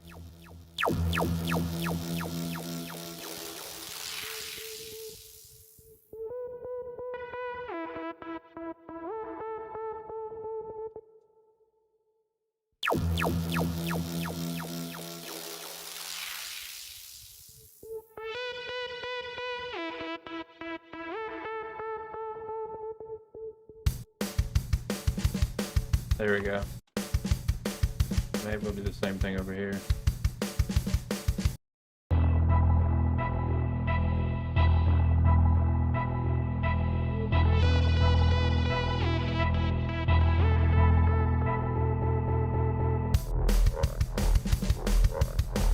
And we're probably going to put it somewhere at the end, maybe. Let's.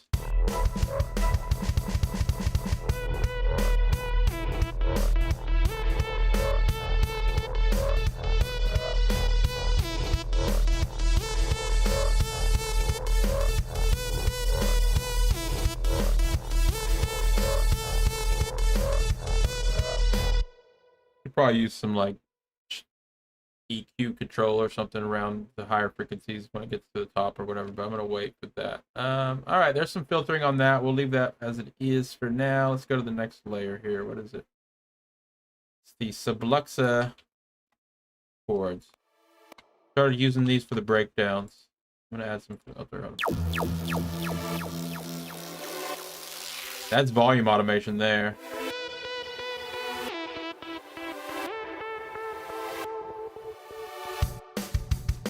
That's just the volume automation. Let's also add filter automation. So I'm gonna create another lane here.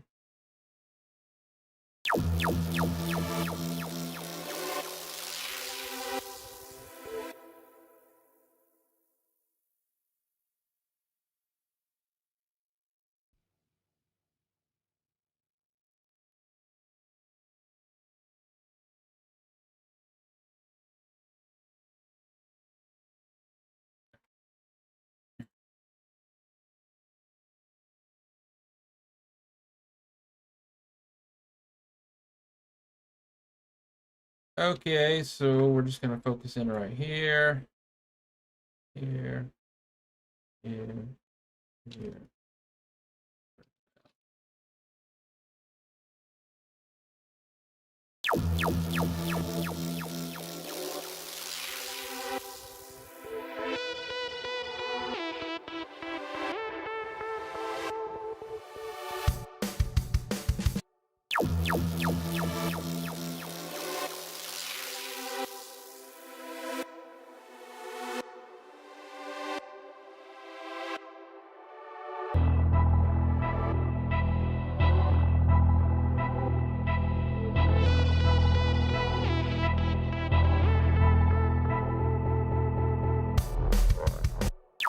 The growth speed catches it before that, so we're not really hearing like all the.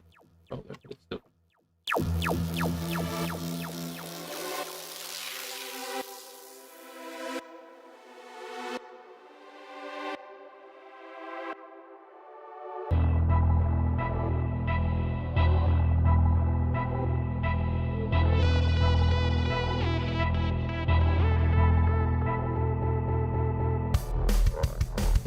Okay, this part needs like something really special.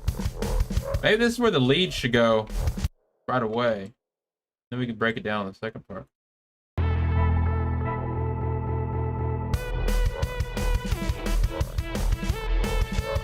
And we'll do some growth beat edits there or something.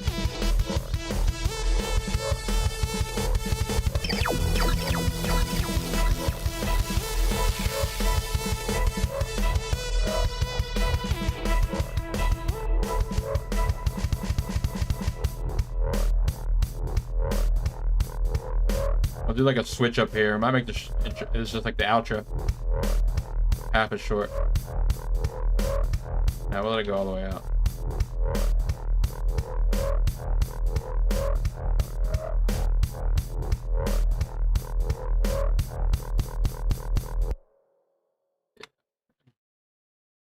Box of Galaxy has a new thing in the drive. We'll listen to that here in a minute, maybe about 10 minutes or so. All right, so we are working on Collab 9. It's starting to come together. You know, we have all these different little pieces here already in the project, and I'm just trying to find. I don't like to just put them in one spot of the song. Like, it'd be easy just to put, you know, a sample of it from everybody in one part of the song, but that's not really how the song goes. You know, like if you're gonna add something to the song, that element needs to kind of be introduced at some point early on, and then it needs to come back, and it needs to play its role like throughout the song. Not always. Sometimes you can just have one sound that comes in at the end, or whatever, of course. But for the most part, like for example, this thing here, where'd it go? This thing here. That's the only part of the song that it's at. That's fine, but I would almost feel like it needs to come in one more time at the end somewhere. Maybe the perfect spot would be here.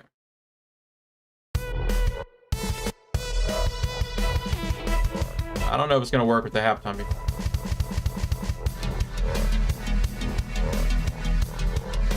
That's not it. It's not the answer. We'd have to edit it quite a bit. The first time, it goes good with the upbeat. And then the second half, so that's drop A. The first drop basically goes from this to this. So I don't want the second drop to do the same thing. But so going into the second drop, we start with the lead on the double time instead of the half time. But the second part, I need it to be something completely different.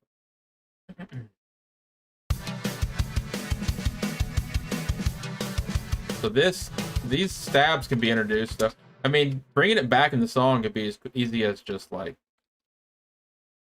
a little piece of it.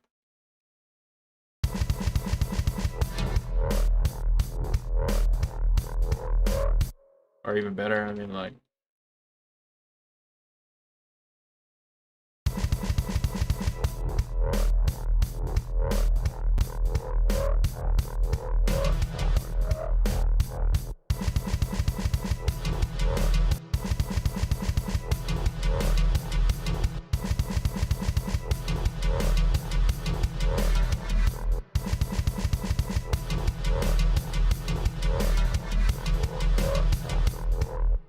I'm not going to get carried away with that yet. We can do something like that. We can chop it up, make it work.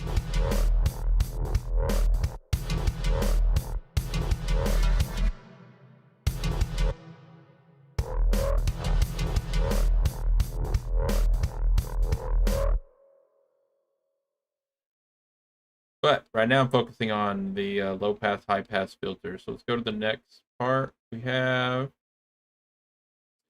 this sound, which is basically like an extra little siren pad thing. It works pretty good in the intro and the breakdowns, I think.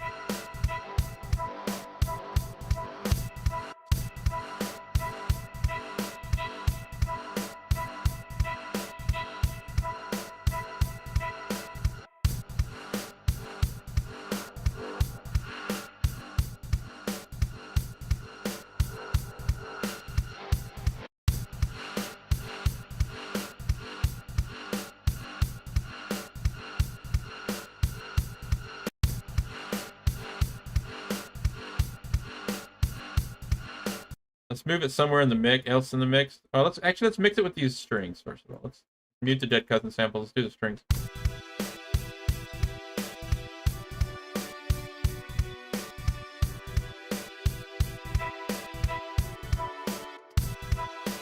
right, now I'm gonna turn this other pad synth back on from dead cousin and make sure it blends with those other two elements.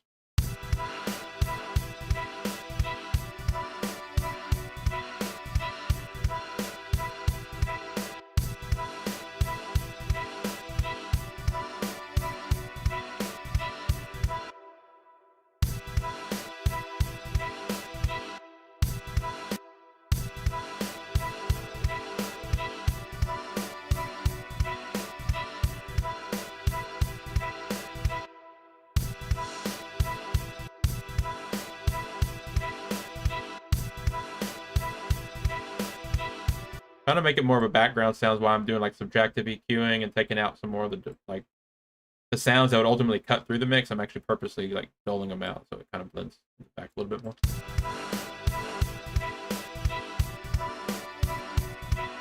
But before you do too much of that, you just want to check the volume for the most part and turn it down a little.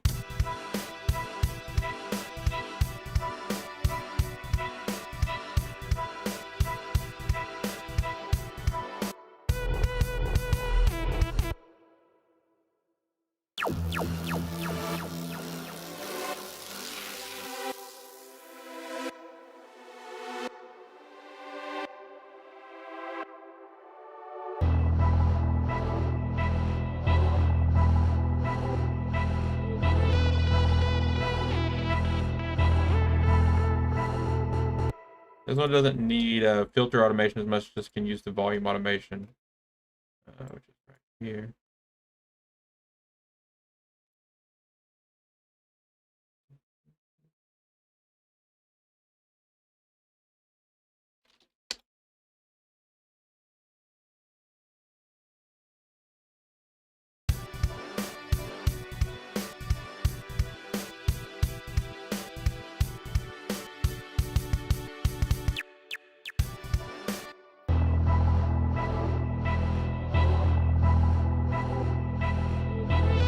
This is volume automation.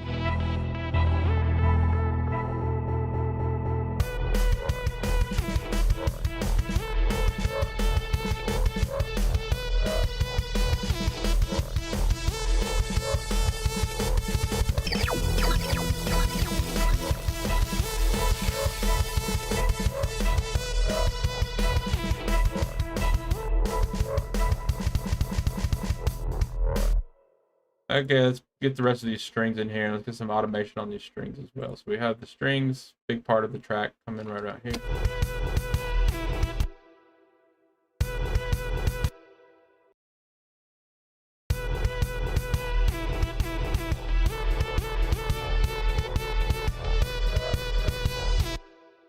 Not supposed to be doing that.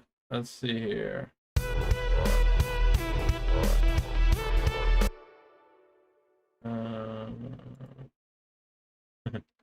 Anyways, gross speed. It was turned on for some reason.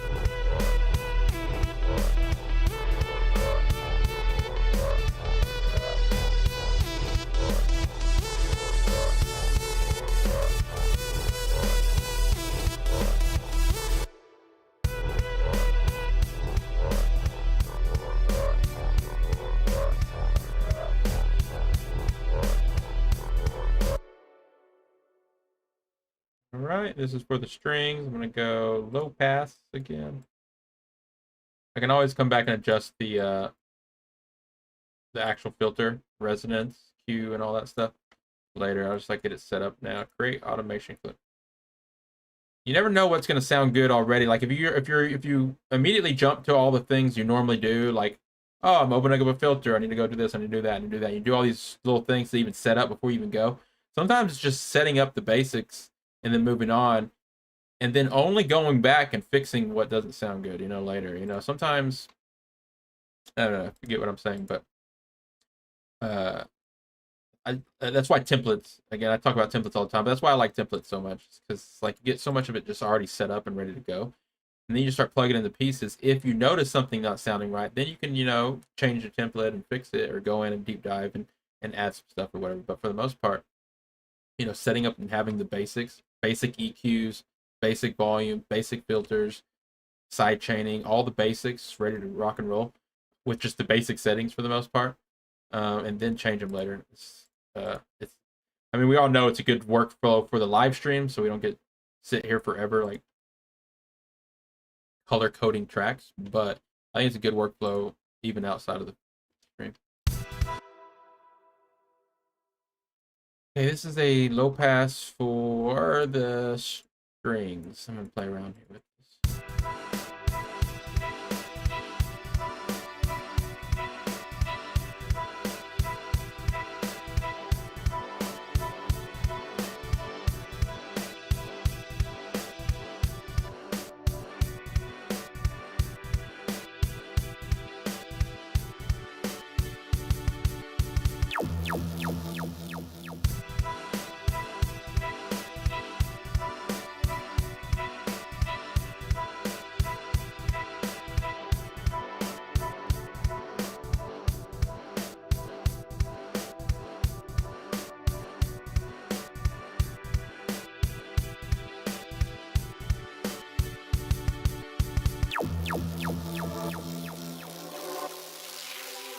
This track needs something special still.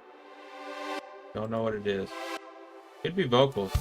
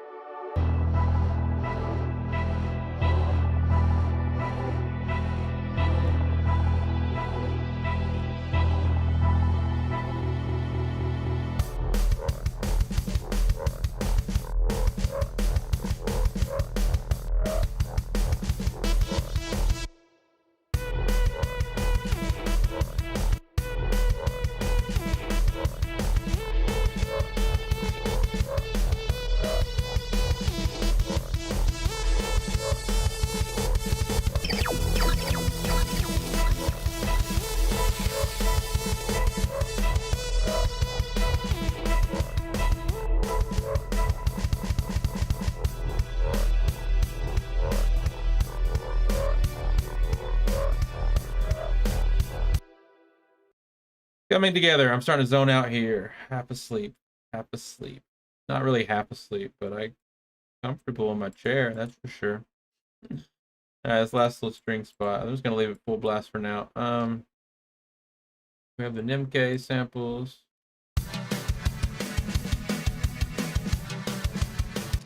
Definitely want to put a filter on these.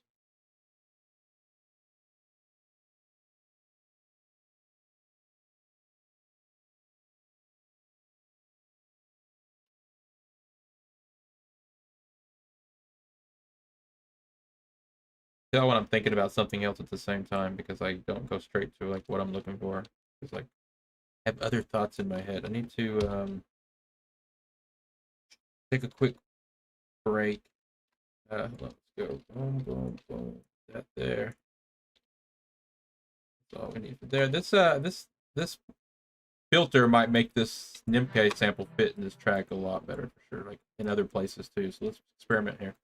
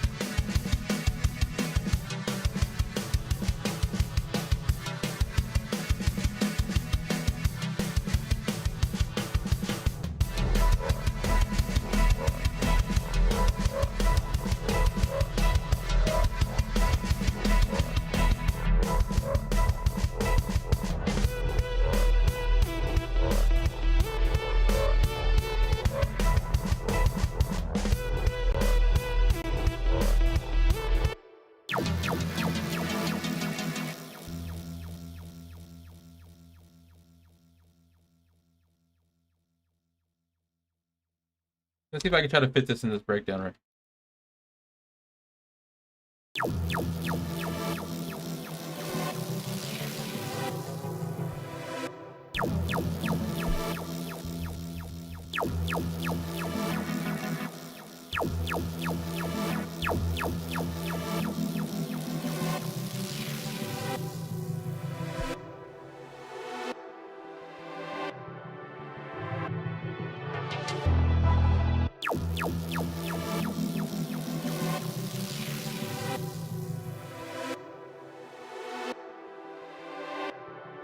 Break. Did I say take a break? I need to take a drink of water. I need to drink water.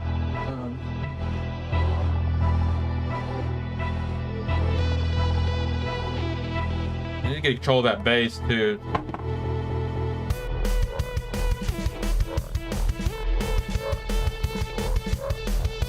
They're gonna add like gross speed to the lead or something.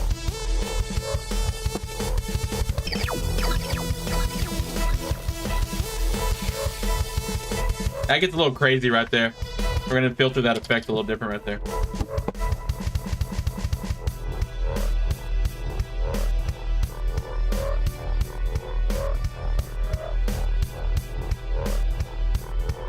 Okay, got my water.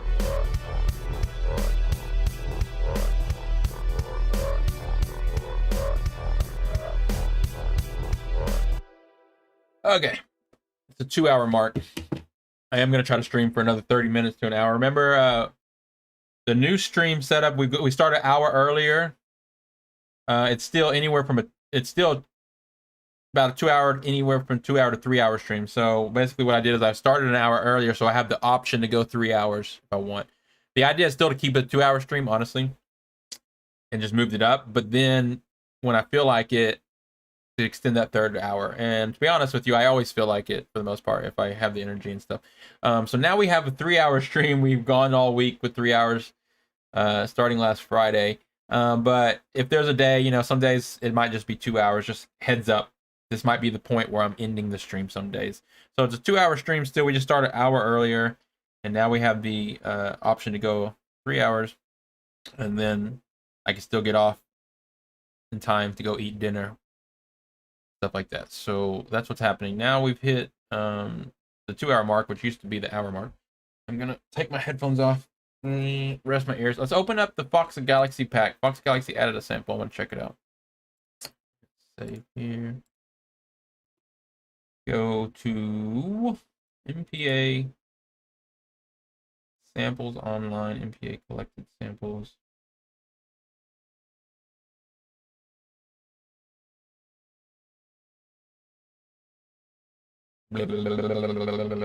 Fox. Like, alphabetical order doesn't work for my brain for some reason. I don't know. Like, it's the last thing it thinks of. It's like it should be the first thing you think of when you look at a list. Is alphabetical order. It's like the last thing I think of. I'm all like, no, that didn't work. No, I'm still not seeing it. I'm like, let me try alphabetical order. New Fox Guns. Fog Loops Gun Boys D. What a name. Let's go.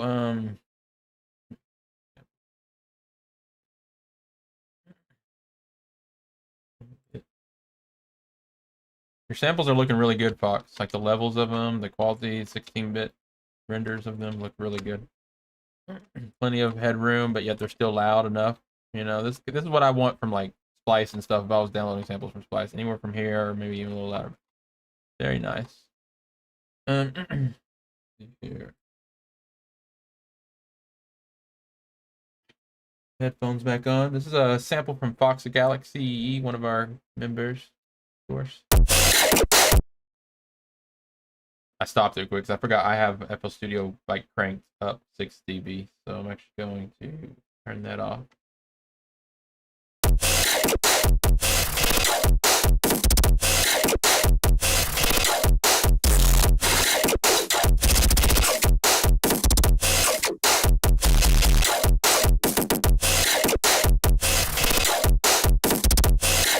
Nice.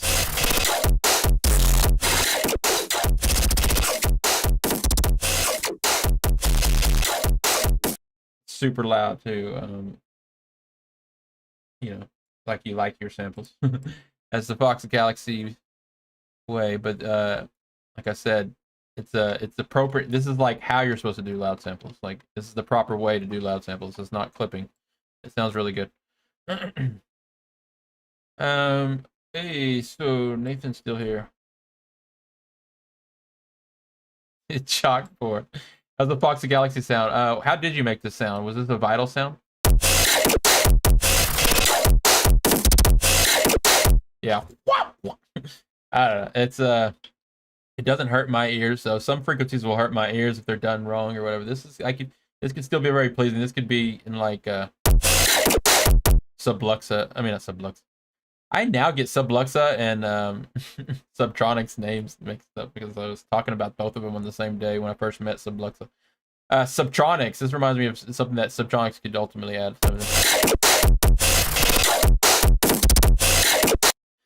All right. That's literally it. Distortion. Just lots of distortion. Honestly, that's what's so neat about distortion and the many different distortions and how in the chain of distortions and what distortion actually is, which is just saturation and all that stuff. That's how you can shape sounds, and it's like clay and Play-Doh, which is so moldable by just moving knobs and layering and arrangements, and just you get so much texture that there's no real like, oh, I use this distortion or I use this method. You got really, it's like, you know, everything factors into the tonal quality of a sound when you're using distortion. And yeah, I can't think of his name. He's a big FL Studio user. He wears the mask and he has like the I guess they're fake like braid dreadlock like wires. It's not, they're like cables sticking out of his head. Who's that? Y'all know who I'm talking about? Forget his name. He wears like a full mask and he has like these cables for hair, and he's a big FL Studio user. I forget his name, but anyways, he does a video once. I think it was featured on the Image Line page, and he talks all about distortion in that way and how he just has all these different distortion plugins basically, and just like the different combinations of them and the knobs and stuff. You're gonna get such character and color, but you know, you can go the wrong direction. You can go the wrong way with it too and make it sound like garbage just as quick as you can make it sound good. Anyways, I like this. This is Fog Loops Gun Boys D 150 beats per minute. We're gonna use that later in a collab. We have 150 BPM collab coming up. Actually, I'm not gonna mention which collab comes after the next collab. I'm gonna keep it on track like that. But everyone can always refer to this sheet to see the collab that we're currently working on, and then the collab we're gonna do next. The next collab we're gonna do is this one started by Reba, Splitter Core. Very fast genre Splitter Core is. C sharp minor. So come ready for that as soon as we finish this track. All right, collab 9. What we're working on right now. Fox of Galaxy. I'm trying to fit mini Fox of Galaxy samples into every track that I work on. No, for sure. Fox is always here. Yeah, well, not always, but here enough. Hey, Ira, it's been a few days. How are you doing today? We made some progress on this track here. Let me open it back up. This is collab 9. Your track, Ira, honestly, will probably come a couple weeks as well. I've got certain people in my mind that I want to hurry up and get to their collab, and start working on it. Reba being one, Ira being one. Fox Galaxy has a bass house track that we're gonna get to eventually, but you know, it'd be a little bit later because Fox is gonna be in a few of these anyways. Moreland is another collab I want to get to here soon. Maxi Waxy sent us some samples I want to get to. There's a bunch of people that sent us some really cool, complete ideas. Hasrael sent us a really great track. So these are the ones that are going to be coming up in no particular order. Good but tired. I hear you. You were here when we started streams an hour earlier though, right? You got that announcement? Yeah, I've seen you since then. We have been starting the streams an hour earlier, hoping that was going to help out with your schedule and stuff. But I'm sure you're just tired from your life and just being late at night. So regardless of what time I start the stream, we all get tired from our daily routines. All right. This bass is so what I've been adding today. I've been adding all the filters. So I've basically been adding low pass or high pass filter automation to all these tracks. They kind of give the track more life and character and movement, and it keeps it from sounding too repetitive and stuff like that. So I've just been working my way down from the top. I did track 2, 4, 5, 6, 7, 8. Just did track 9. Still need to tweak that one a little bit. Now I'm getting down to the bass here. Thing about the bass channel is it's split off. The sub is split off separate from the top end.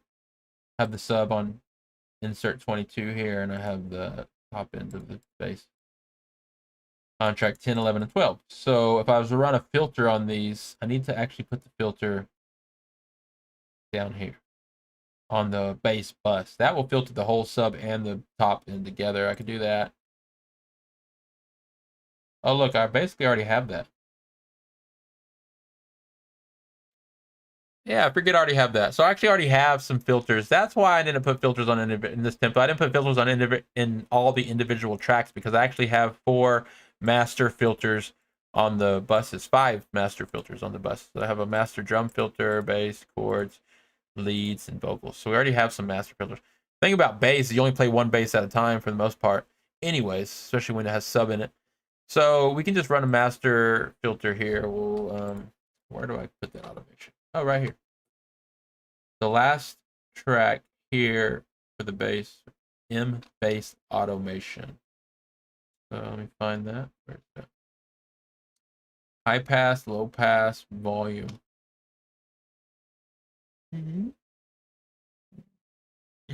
Let's go low pass. All right, this is a low pass for all the bass.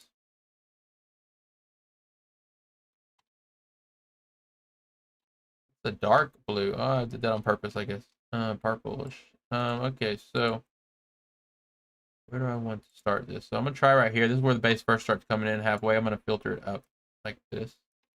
It's hard to see that dark color.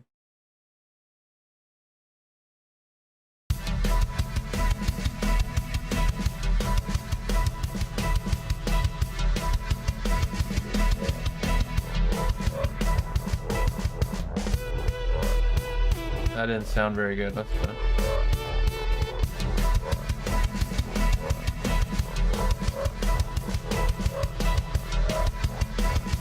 kind of a weird, boring, steep curve.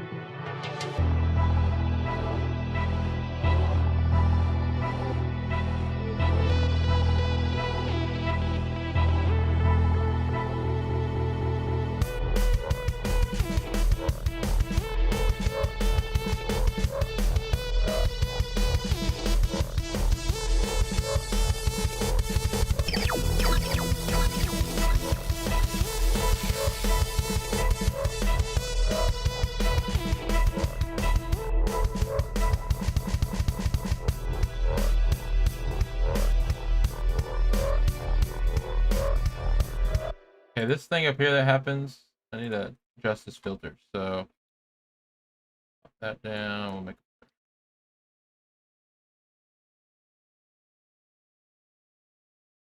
always do that. Okay.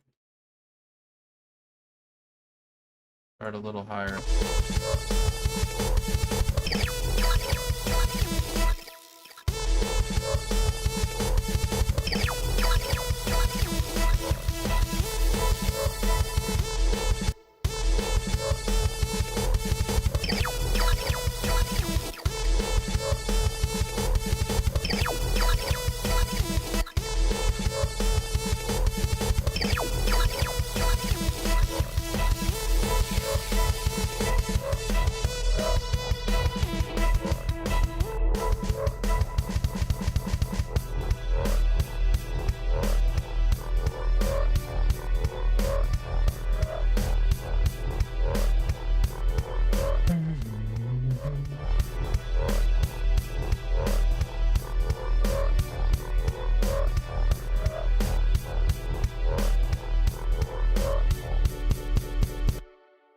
We're making progress today, that's for sure.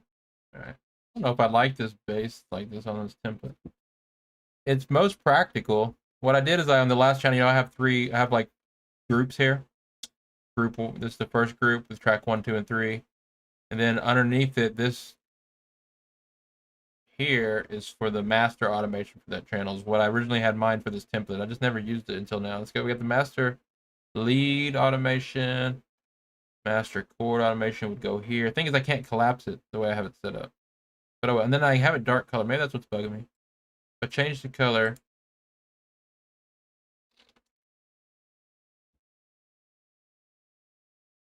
Then it confuses me and makes me think that it's a track because I can't zip it up.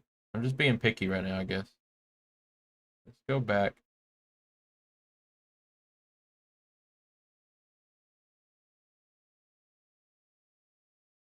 I'll just leave it like that. Master automations will be very dark. And that's bad. This is dark down here, I guess, too. Master automation clips, I just make them a little dark. Help me remember, I guess. That's why I did that. I'm trying to remember why I did a certain thing. Yeah, I can tell here, like, it's all color-coded, but if you scroll down here to the bottom, you can see that all the colors got dark. These are all the clips I just added. So basically, I need to organize. If I was to organize this project right now, I'd scroll all these up here and put them in order where they belong. But I'm not going to do that right now. I do that later. So I'm not to bore anyone to death. Go here. Let's go. Okay. Honestly, speaking of getting boring now, I'm trying to run out of things to do. Let me listen to this one more time while I think of what I want to work on next before we get out of here. I might just be here for another 15 minutes or so. Remember, we stream daily, Monday through Friday, 5 p.m. Eastern. And the streams are getting longer now, so do stop by. Got more projects happening, and we have a whole new system that actually just more practical, makes a lot more sense. Daily collabs happening here on the daily live stream, Music Production Arena.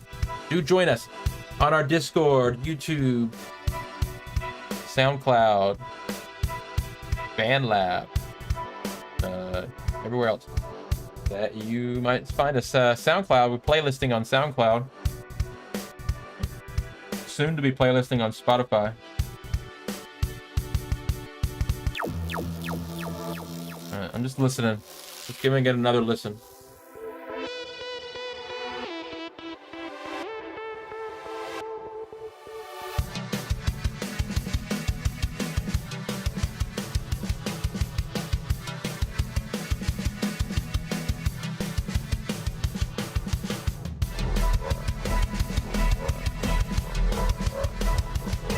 Filter the drums.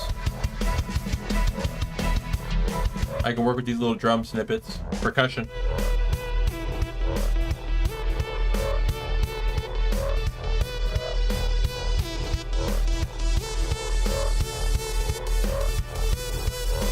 So they're gonna add some crashes.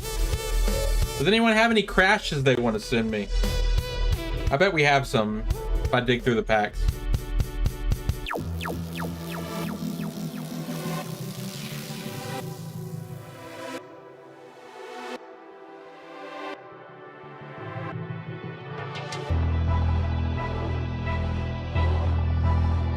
Yeah, I basically get the idea. I want the final part, the final second half of this next drop. I need to add something to it.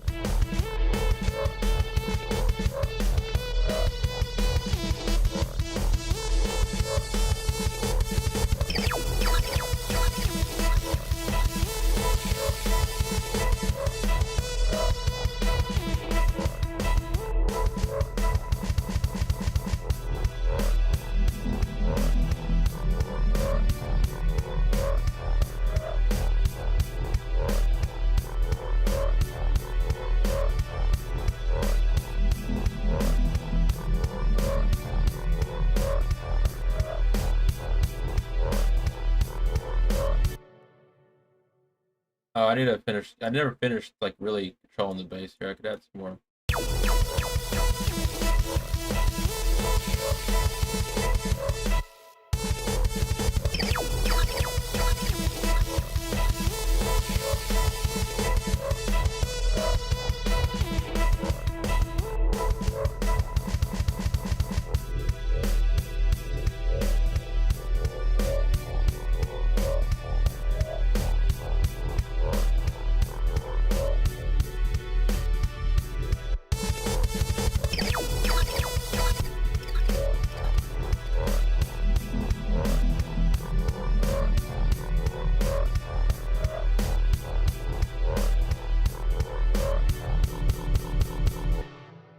I like that ski line bass. All right, so this MK sample is how it's kind of like blending in here. What I could do, erase that automation clip, put that like that, and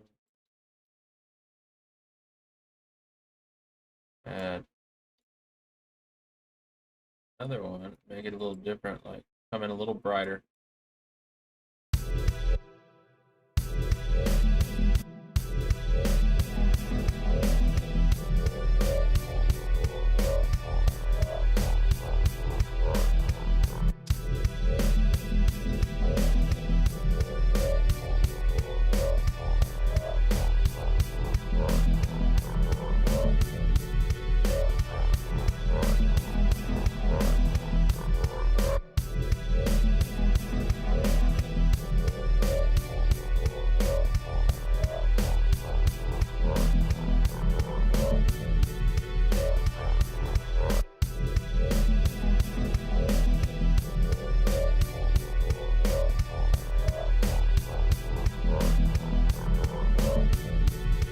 That little resonant boost there is like causing it to be too muddy right there when it goes across. Because I actually need to add another. I mean, if I wanted to get technical with this, which I kind of, for some reason, trying to keep it even more simple than this. But usually what you should do is you need to create an automation clip for the Q, also the resonance. And don't just automate the frequency up and down. You got to resonate. You got to automate the this resonant frequency. So when you get down to the bass, you kind of want to pull it down like this. And then as you get up to the high frequencies, you want to make it sharper. That's how you get that really nice, like, curve sweep frequency sweep when you sweep the knob. You know, when it gets down to the lows, you don't want it to still be like beaked like this necessarily. And I mean, it depends on what kind of frequency sweeping you're doing. If you're making some awesome acid bass distortion stuff, yes, you kind of want to, maybe you do want to do that. But anyways, for this is making it too muddy. It's right here. As a quick fix, instead of me adding more automation clips here real quick, I'm actually just going to lower this. Not the best thing to do, but I think with this sound, it's gonna make it fit better in the mix anyways.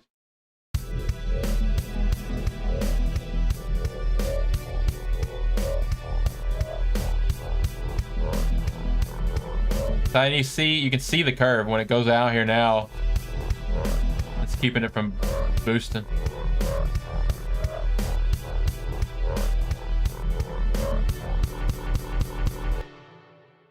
But of course, if I wanted to make it sound better, I would control the resonance at the same time.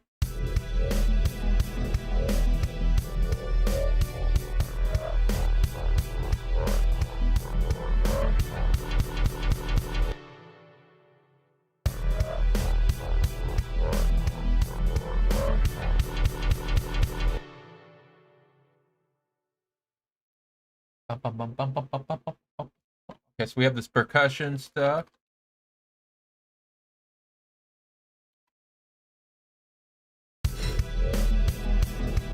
Keyline synth stuff. I kind of want to get more out of this, so I'm gonna add like a compressor. I'm gonna start with Rough Rider 3.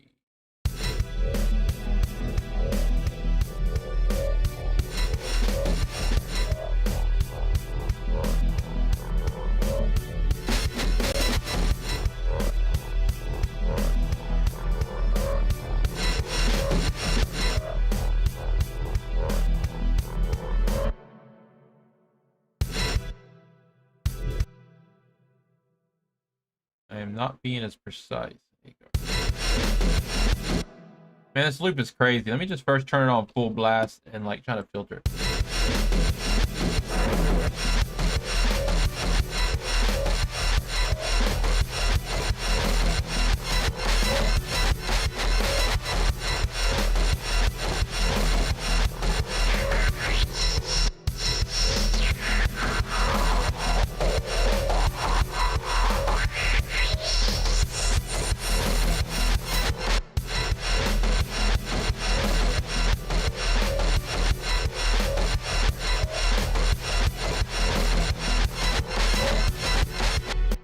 It's a dirty, like drum and bass, like old school style drum and bass beat, and that's because we started this track with the drum and bass in mind. So you can see with all the filtering and stuff, made it even dirtier.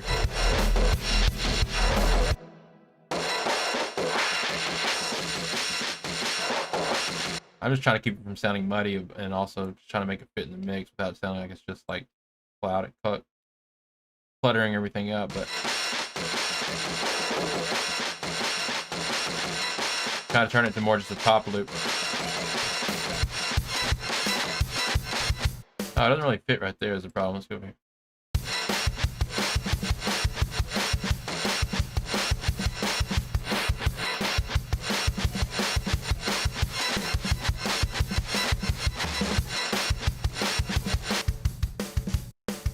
And this is not a drum and bass beat. If you're just tuning in, you realize, yes, it's not your typical drum and bass song. It's because, you know, with these collabs, they kind of just go in the direction that they go in based on all the different samples I'm collecting from all the different producers. So yes, this is not your, it's not a drum and bass beat. I like to make what I call experimental music and just kind of go with the flow. Although I just trying to make these samples work. I did cut out a little bit of this drum beat to almost give it like a little bit more of a drum and bass feel, but then it just totally loses it with the second part here.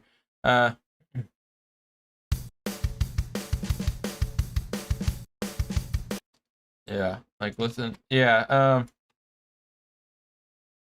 I might leave that drum out, honestly, the Ski Lion like percussion stuff here, because I haven't been able to get it to fit yet. Let me turn it down.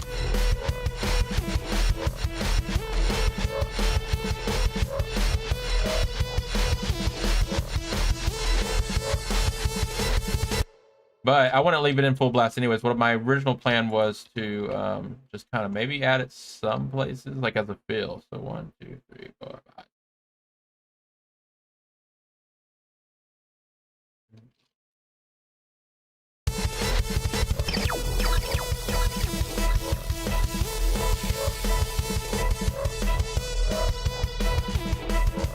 No. Hey, that works. That works. Ira's saying, can't wait to try and remix this one. Hey, that'd be cool. Definitely gonna have it up there on BandLab soon.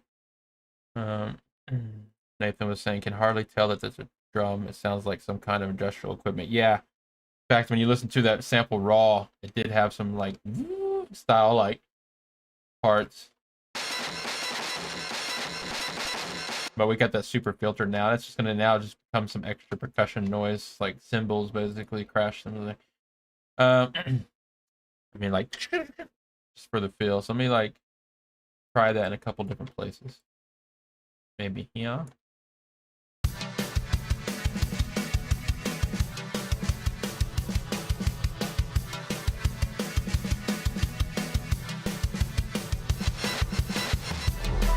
Hey, that works. That works for a little better than it was, so I'll leave it for now.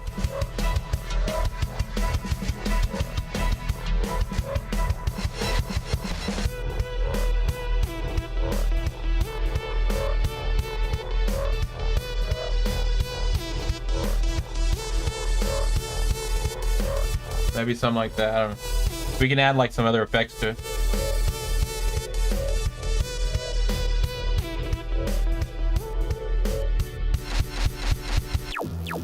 Not right there. Not on the ending parts, I don't think. Just like halfway through the drop. On the drop, we can probably even do it like right here.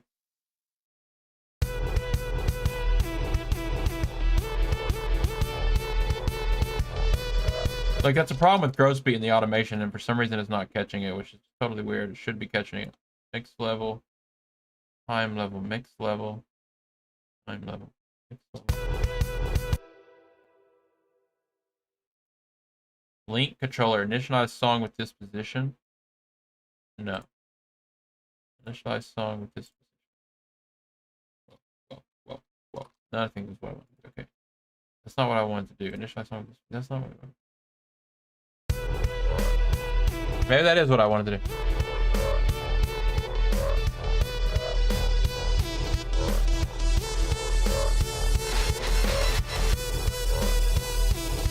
We'll keep trying to filter that in there, right? But I'm just gonna leave it out. I'm just gonna leave it in those spots right there.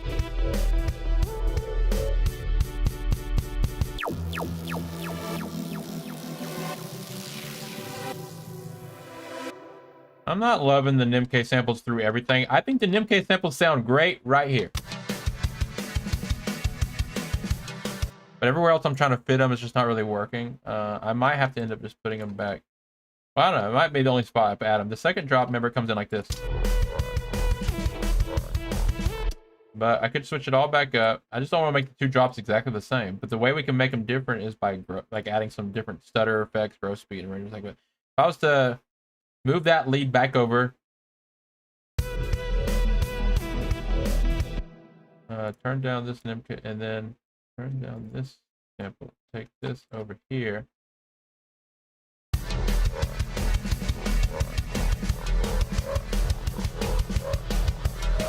That would be the callback, and that's important. Maybe this might be the favorite part of the song. If it only happens once, that'd be kind of boring. So this is where it comes back in. But the thing is, we want to make the second drop different from the first drop.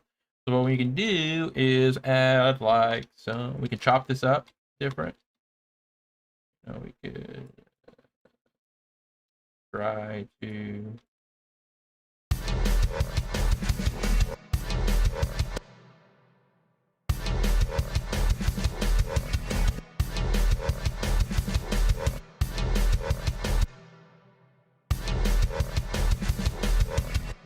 something like that, you know what I mean? So we can just start chopping up. So I'll leave it like that for now to remind me to come back and maybe just chop that up to make it different. And actually, I could probably do a much better job than what I just did there. I can give it more groove and rhythm if I go in there and chop it. I might add it to a Slice X and then use some MIDI notes to come up with a new groove for it. Ira's saying I have a good drum idea for the synth in the beginning. The beginning still is lacking here. We might.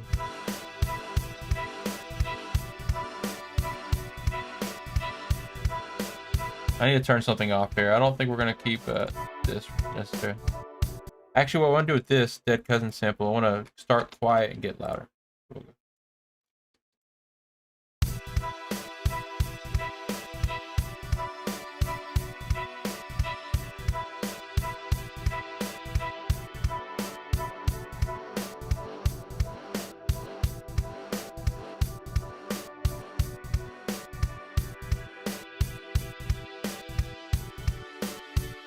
I'll probably add more reverb to that too.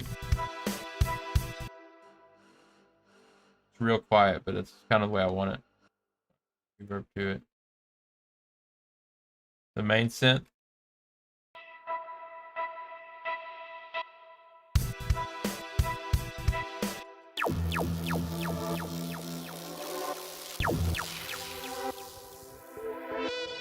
I'll let you get your hands on it soon enough, Ira.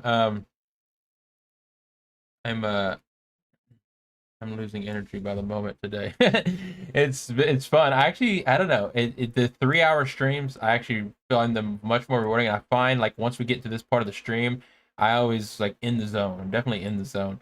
But I'm definitely my brain is not working right now. It's slowing down. Stop thinking about this. I'm actually more thinking about what I'm gonna work on tomorrow now. So get at her soon. Ira, you have some ideas, send them my way. I'm gonna work on this again tomorrow. By the end of the week is when I want to have the track done. You know, Friday we have the feedback stream, so we're not gonna be doing the production stream. So this coming up Friday. This for now. We got a lot of work done today with the filters. Yesterday we got a lot. We did the arrangement yesterday. Today we did the filters. I think we can move along pretty quick doing this. I just got to keep each stage fun. So I try to find the funnest way to tackle each day, you know. There's many ways to produce music. I say this all the time. There's many ways to produce music in many different workflows. And it's very important that people find the funnest workflows. That's what's going to keep you coming back and having a good time. I got friends that it seems like they don't even like making music. Like they want to have the track finished and they want to be on stage DJing, they want to be famous. Understandable, that's cool and all.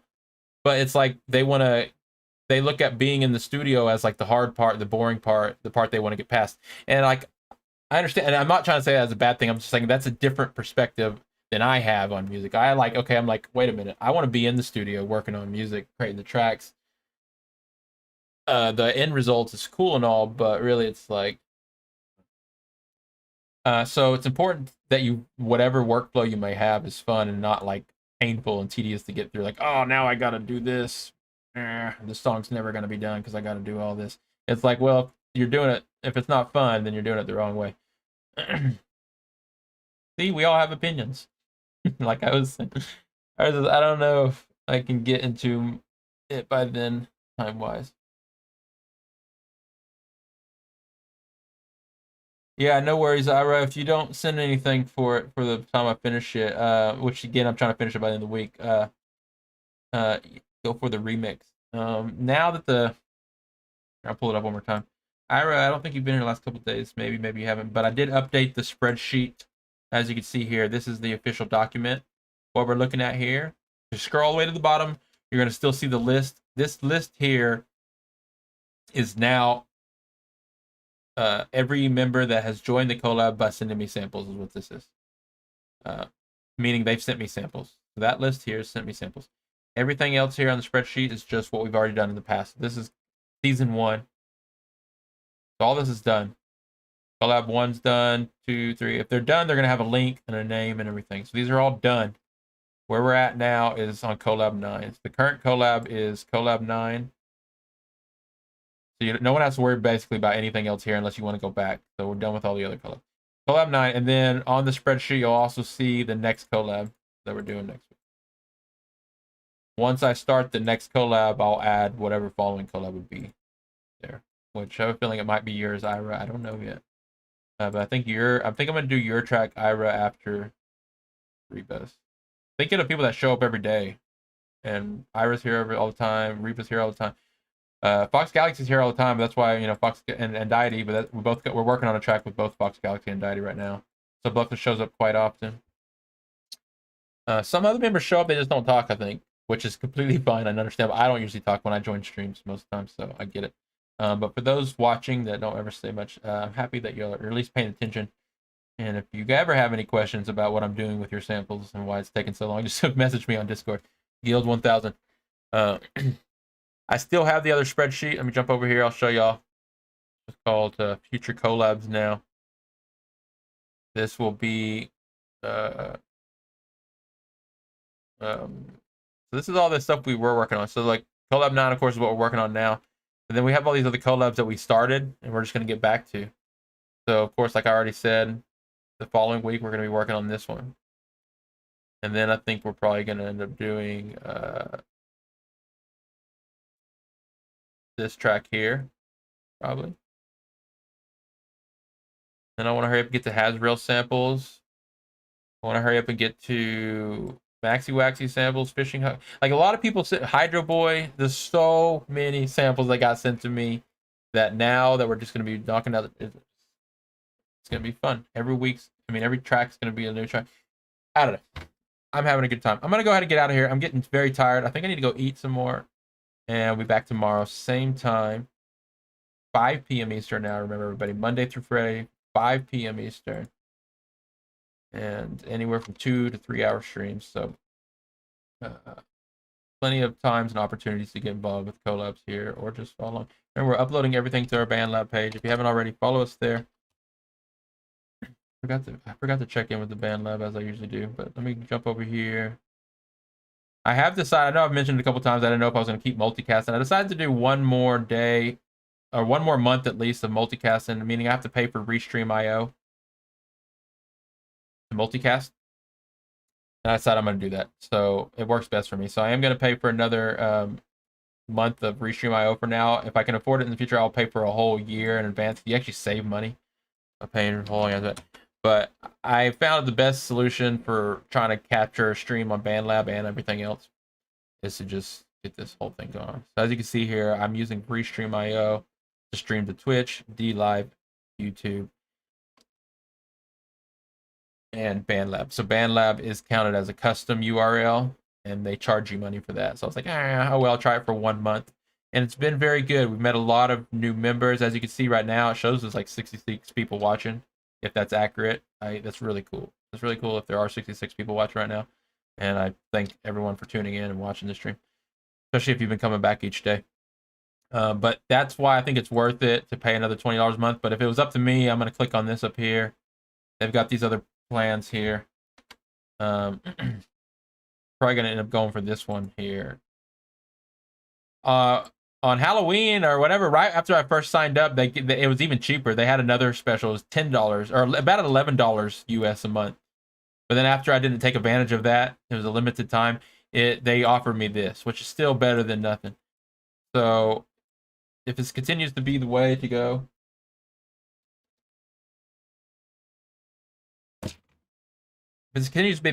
we will just pay for a year in advance and it'll save us a little bit of money.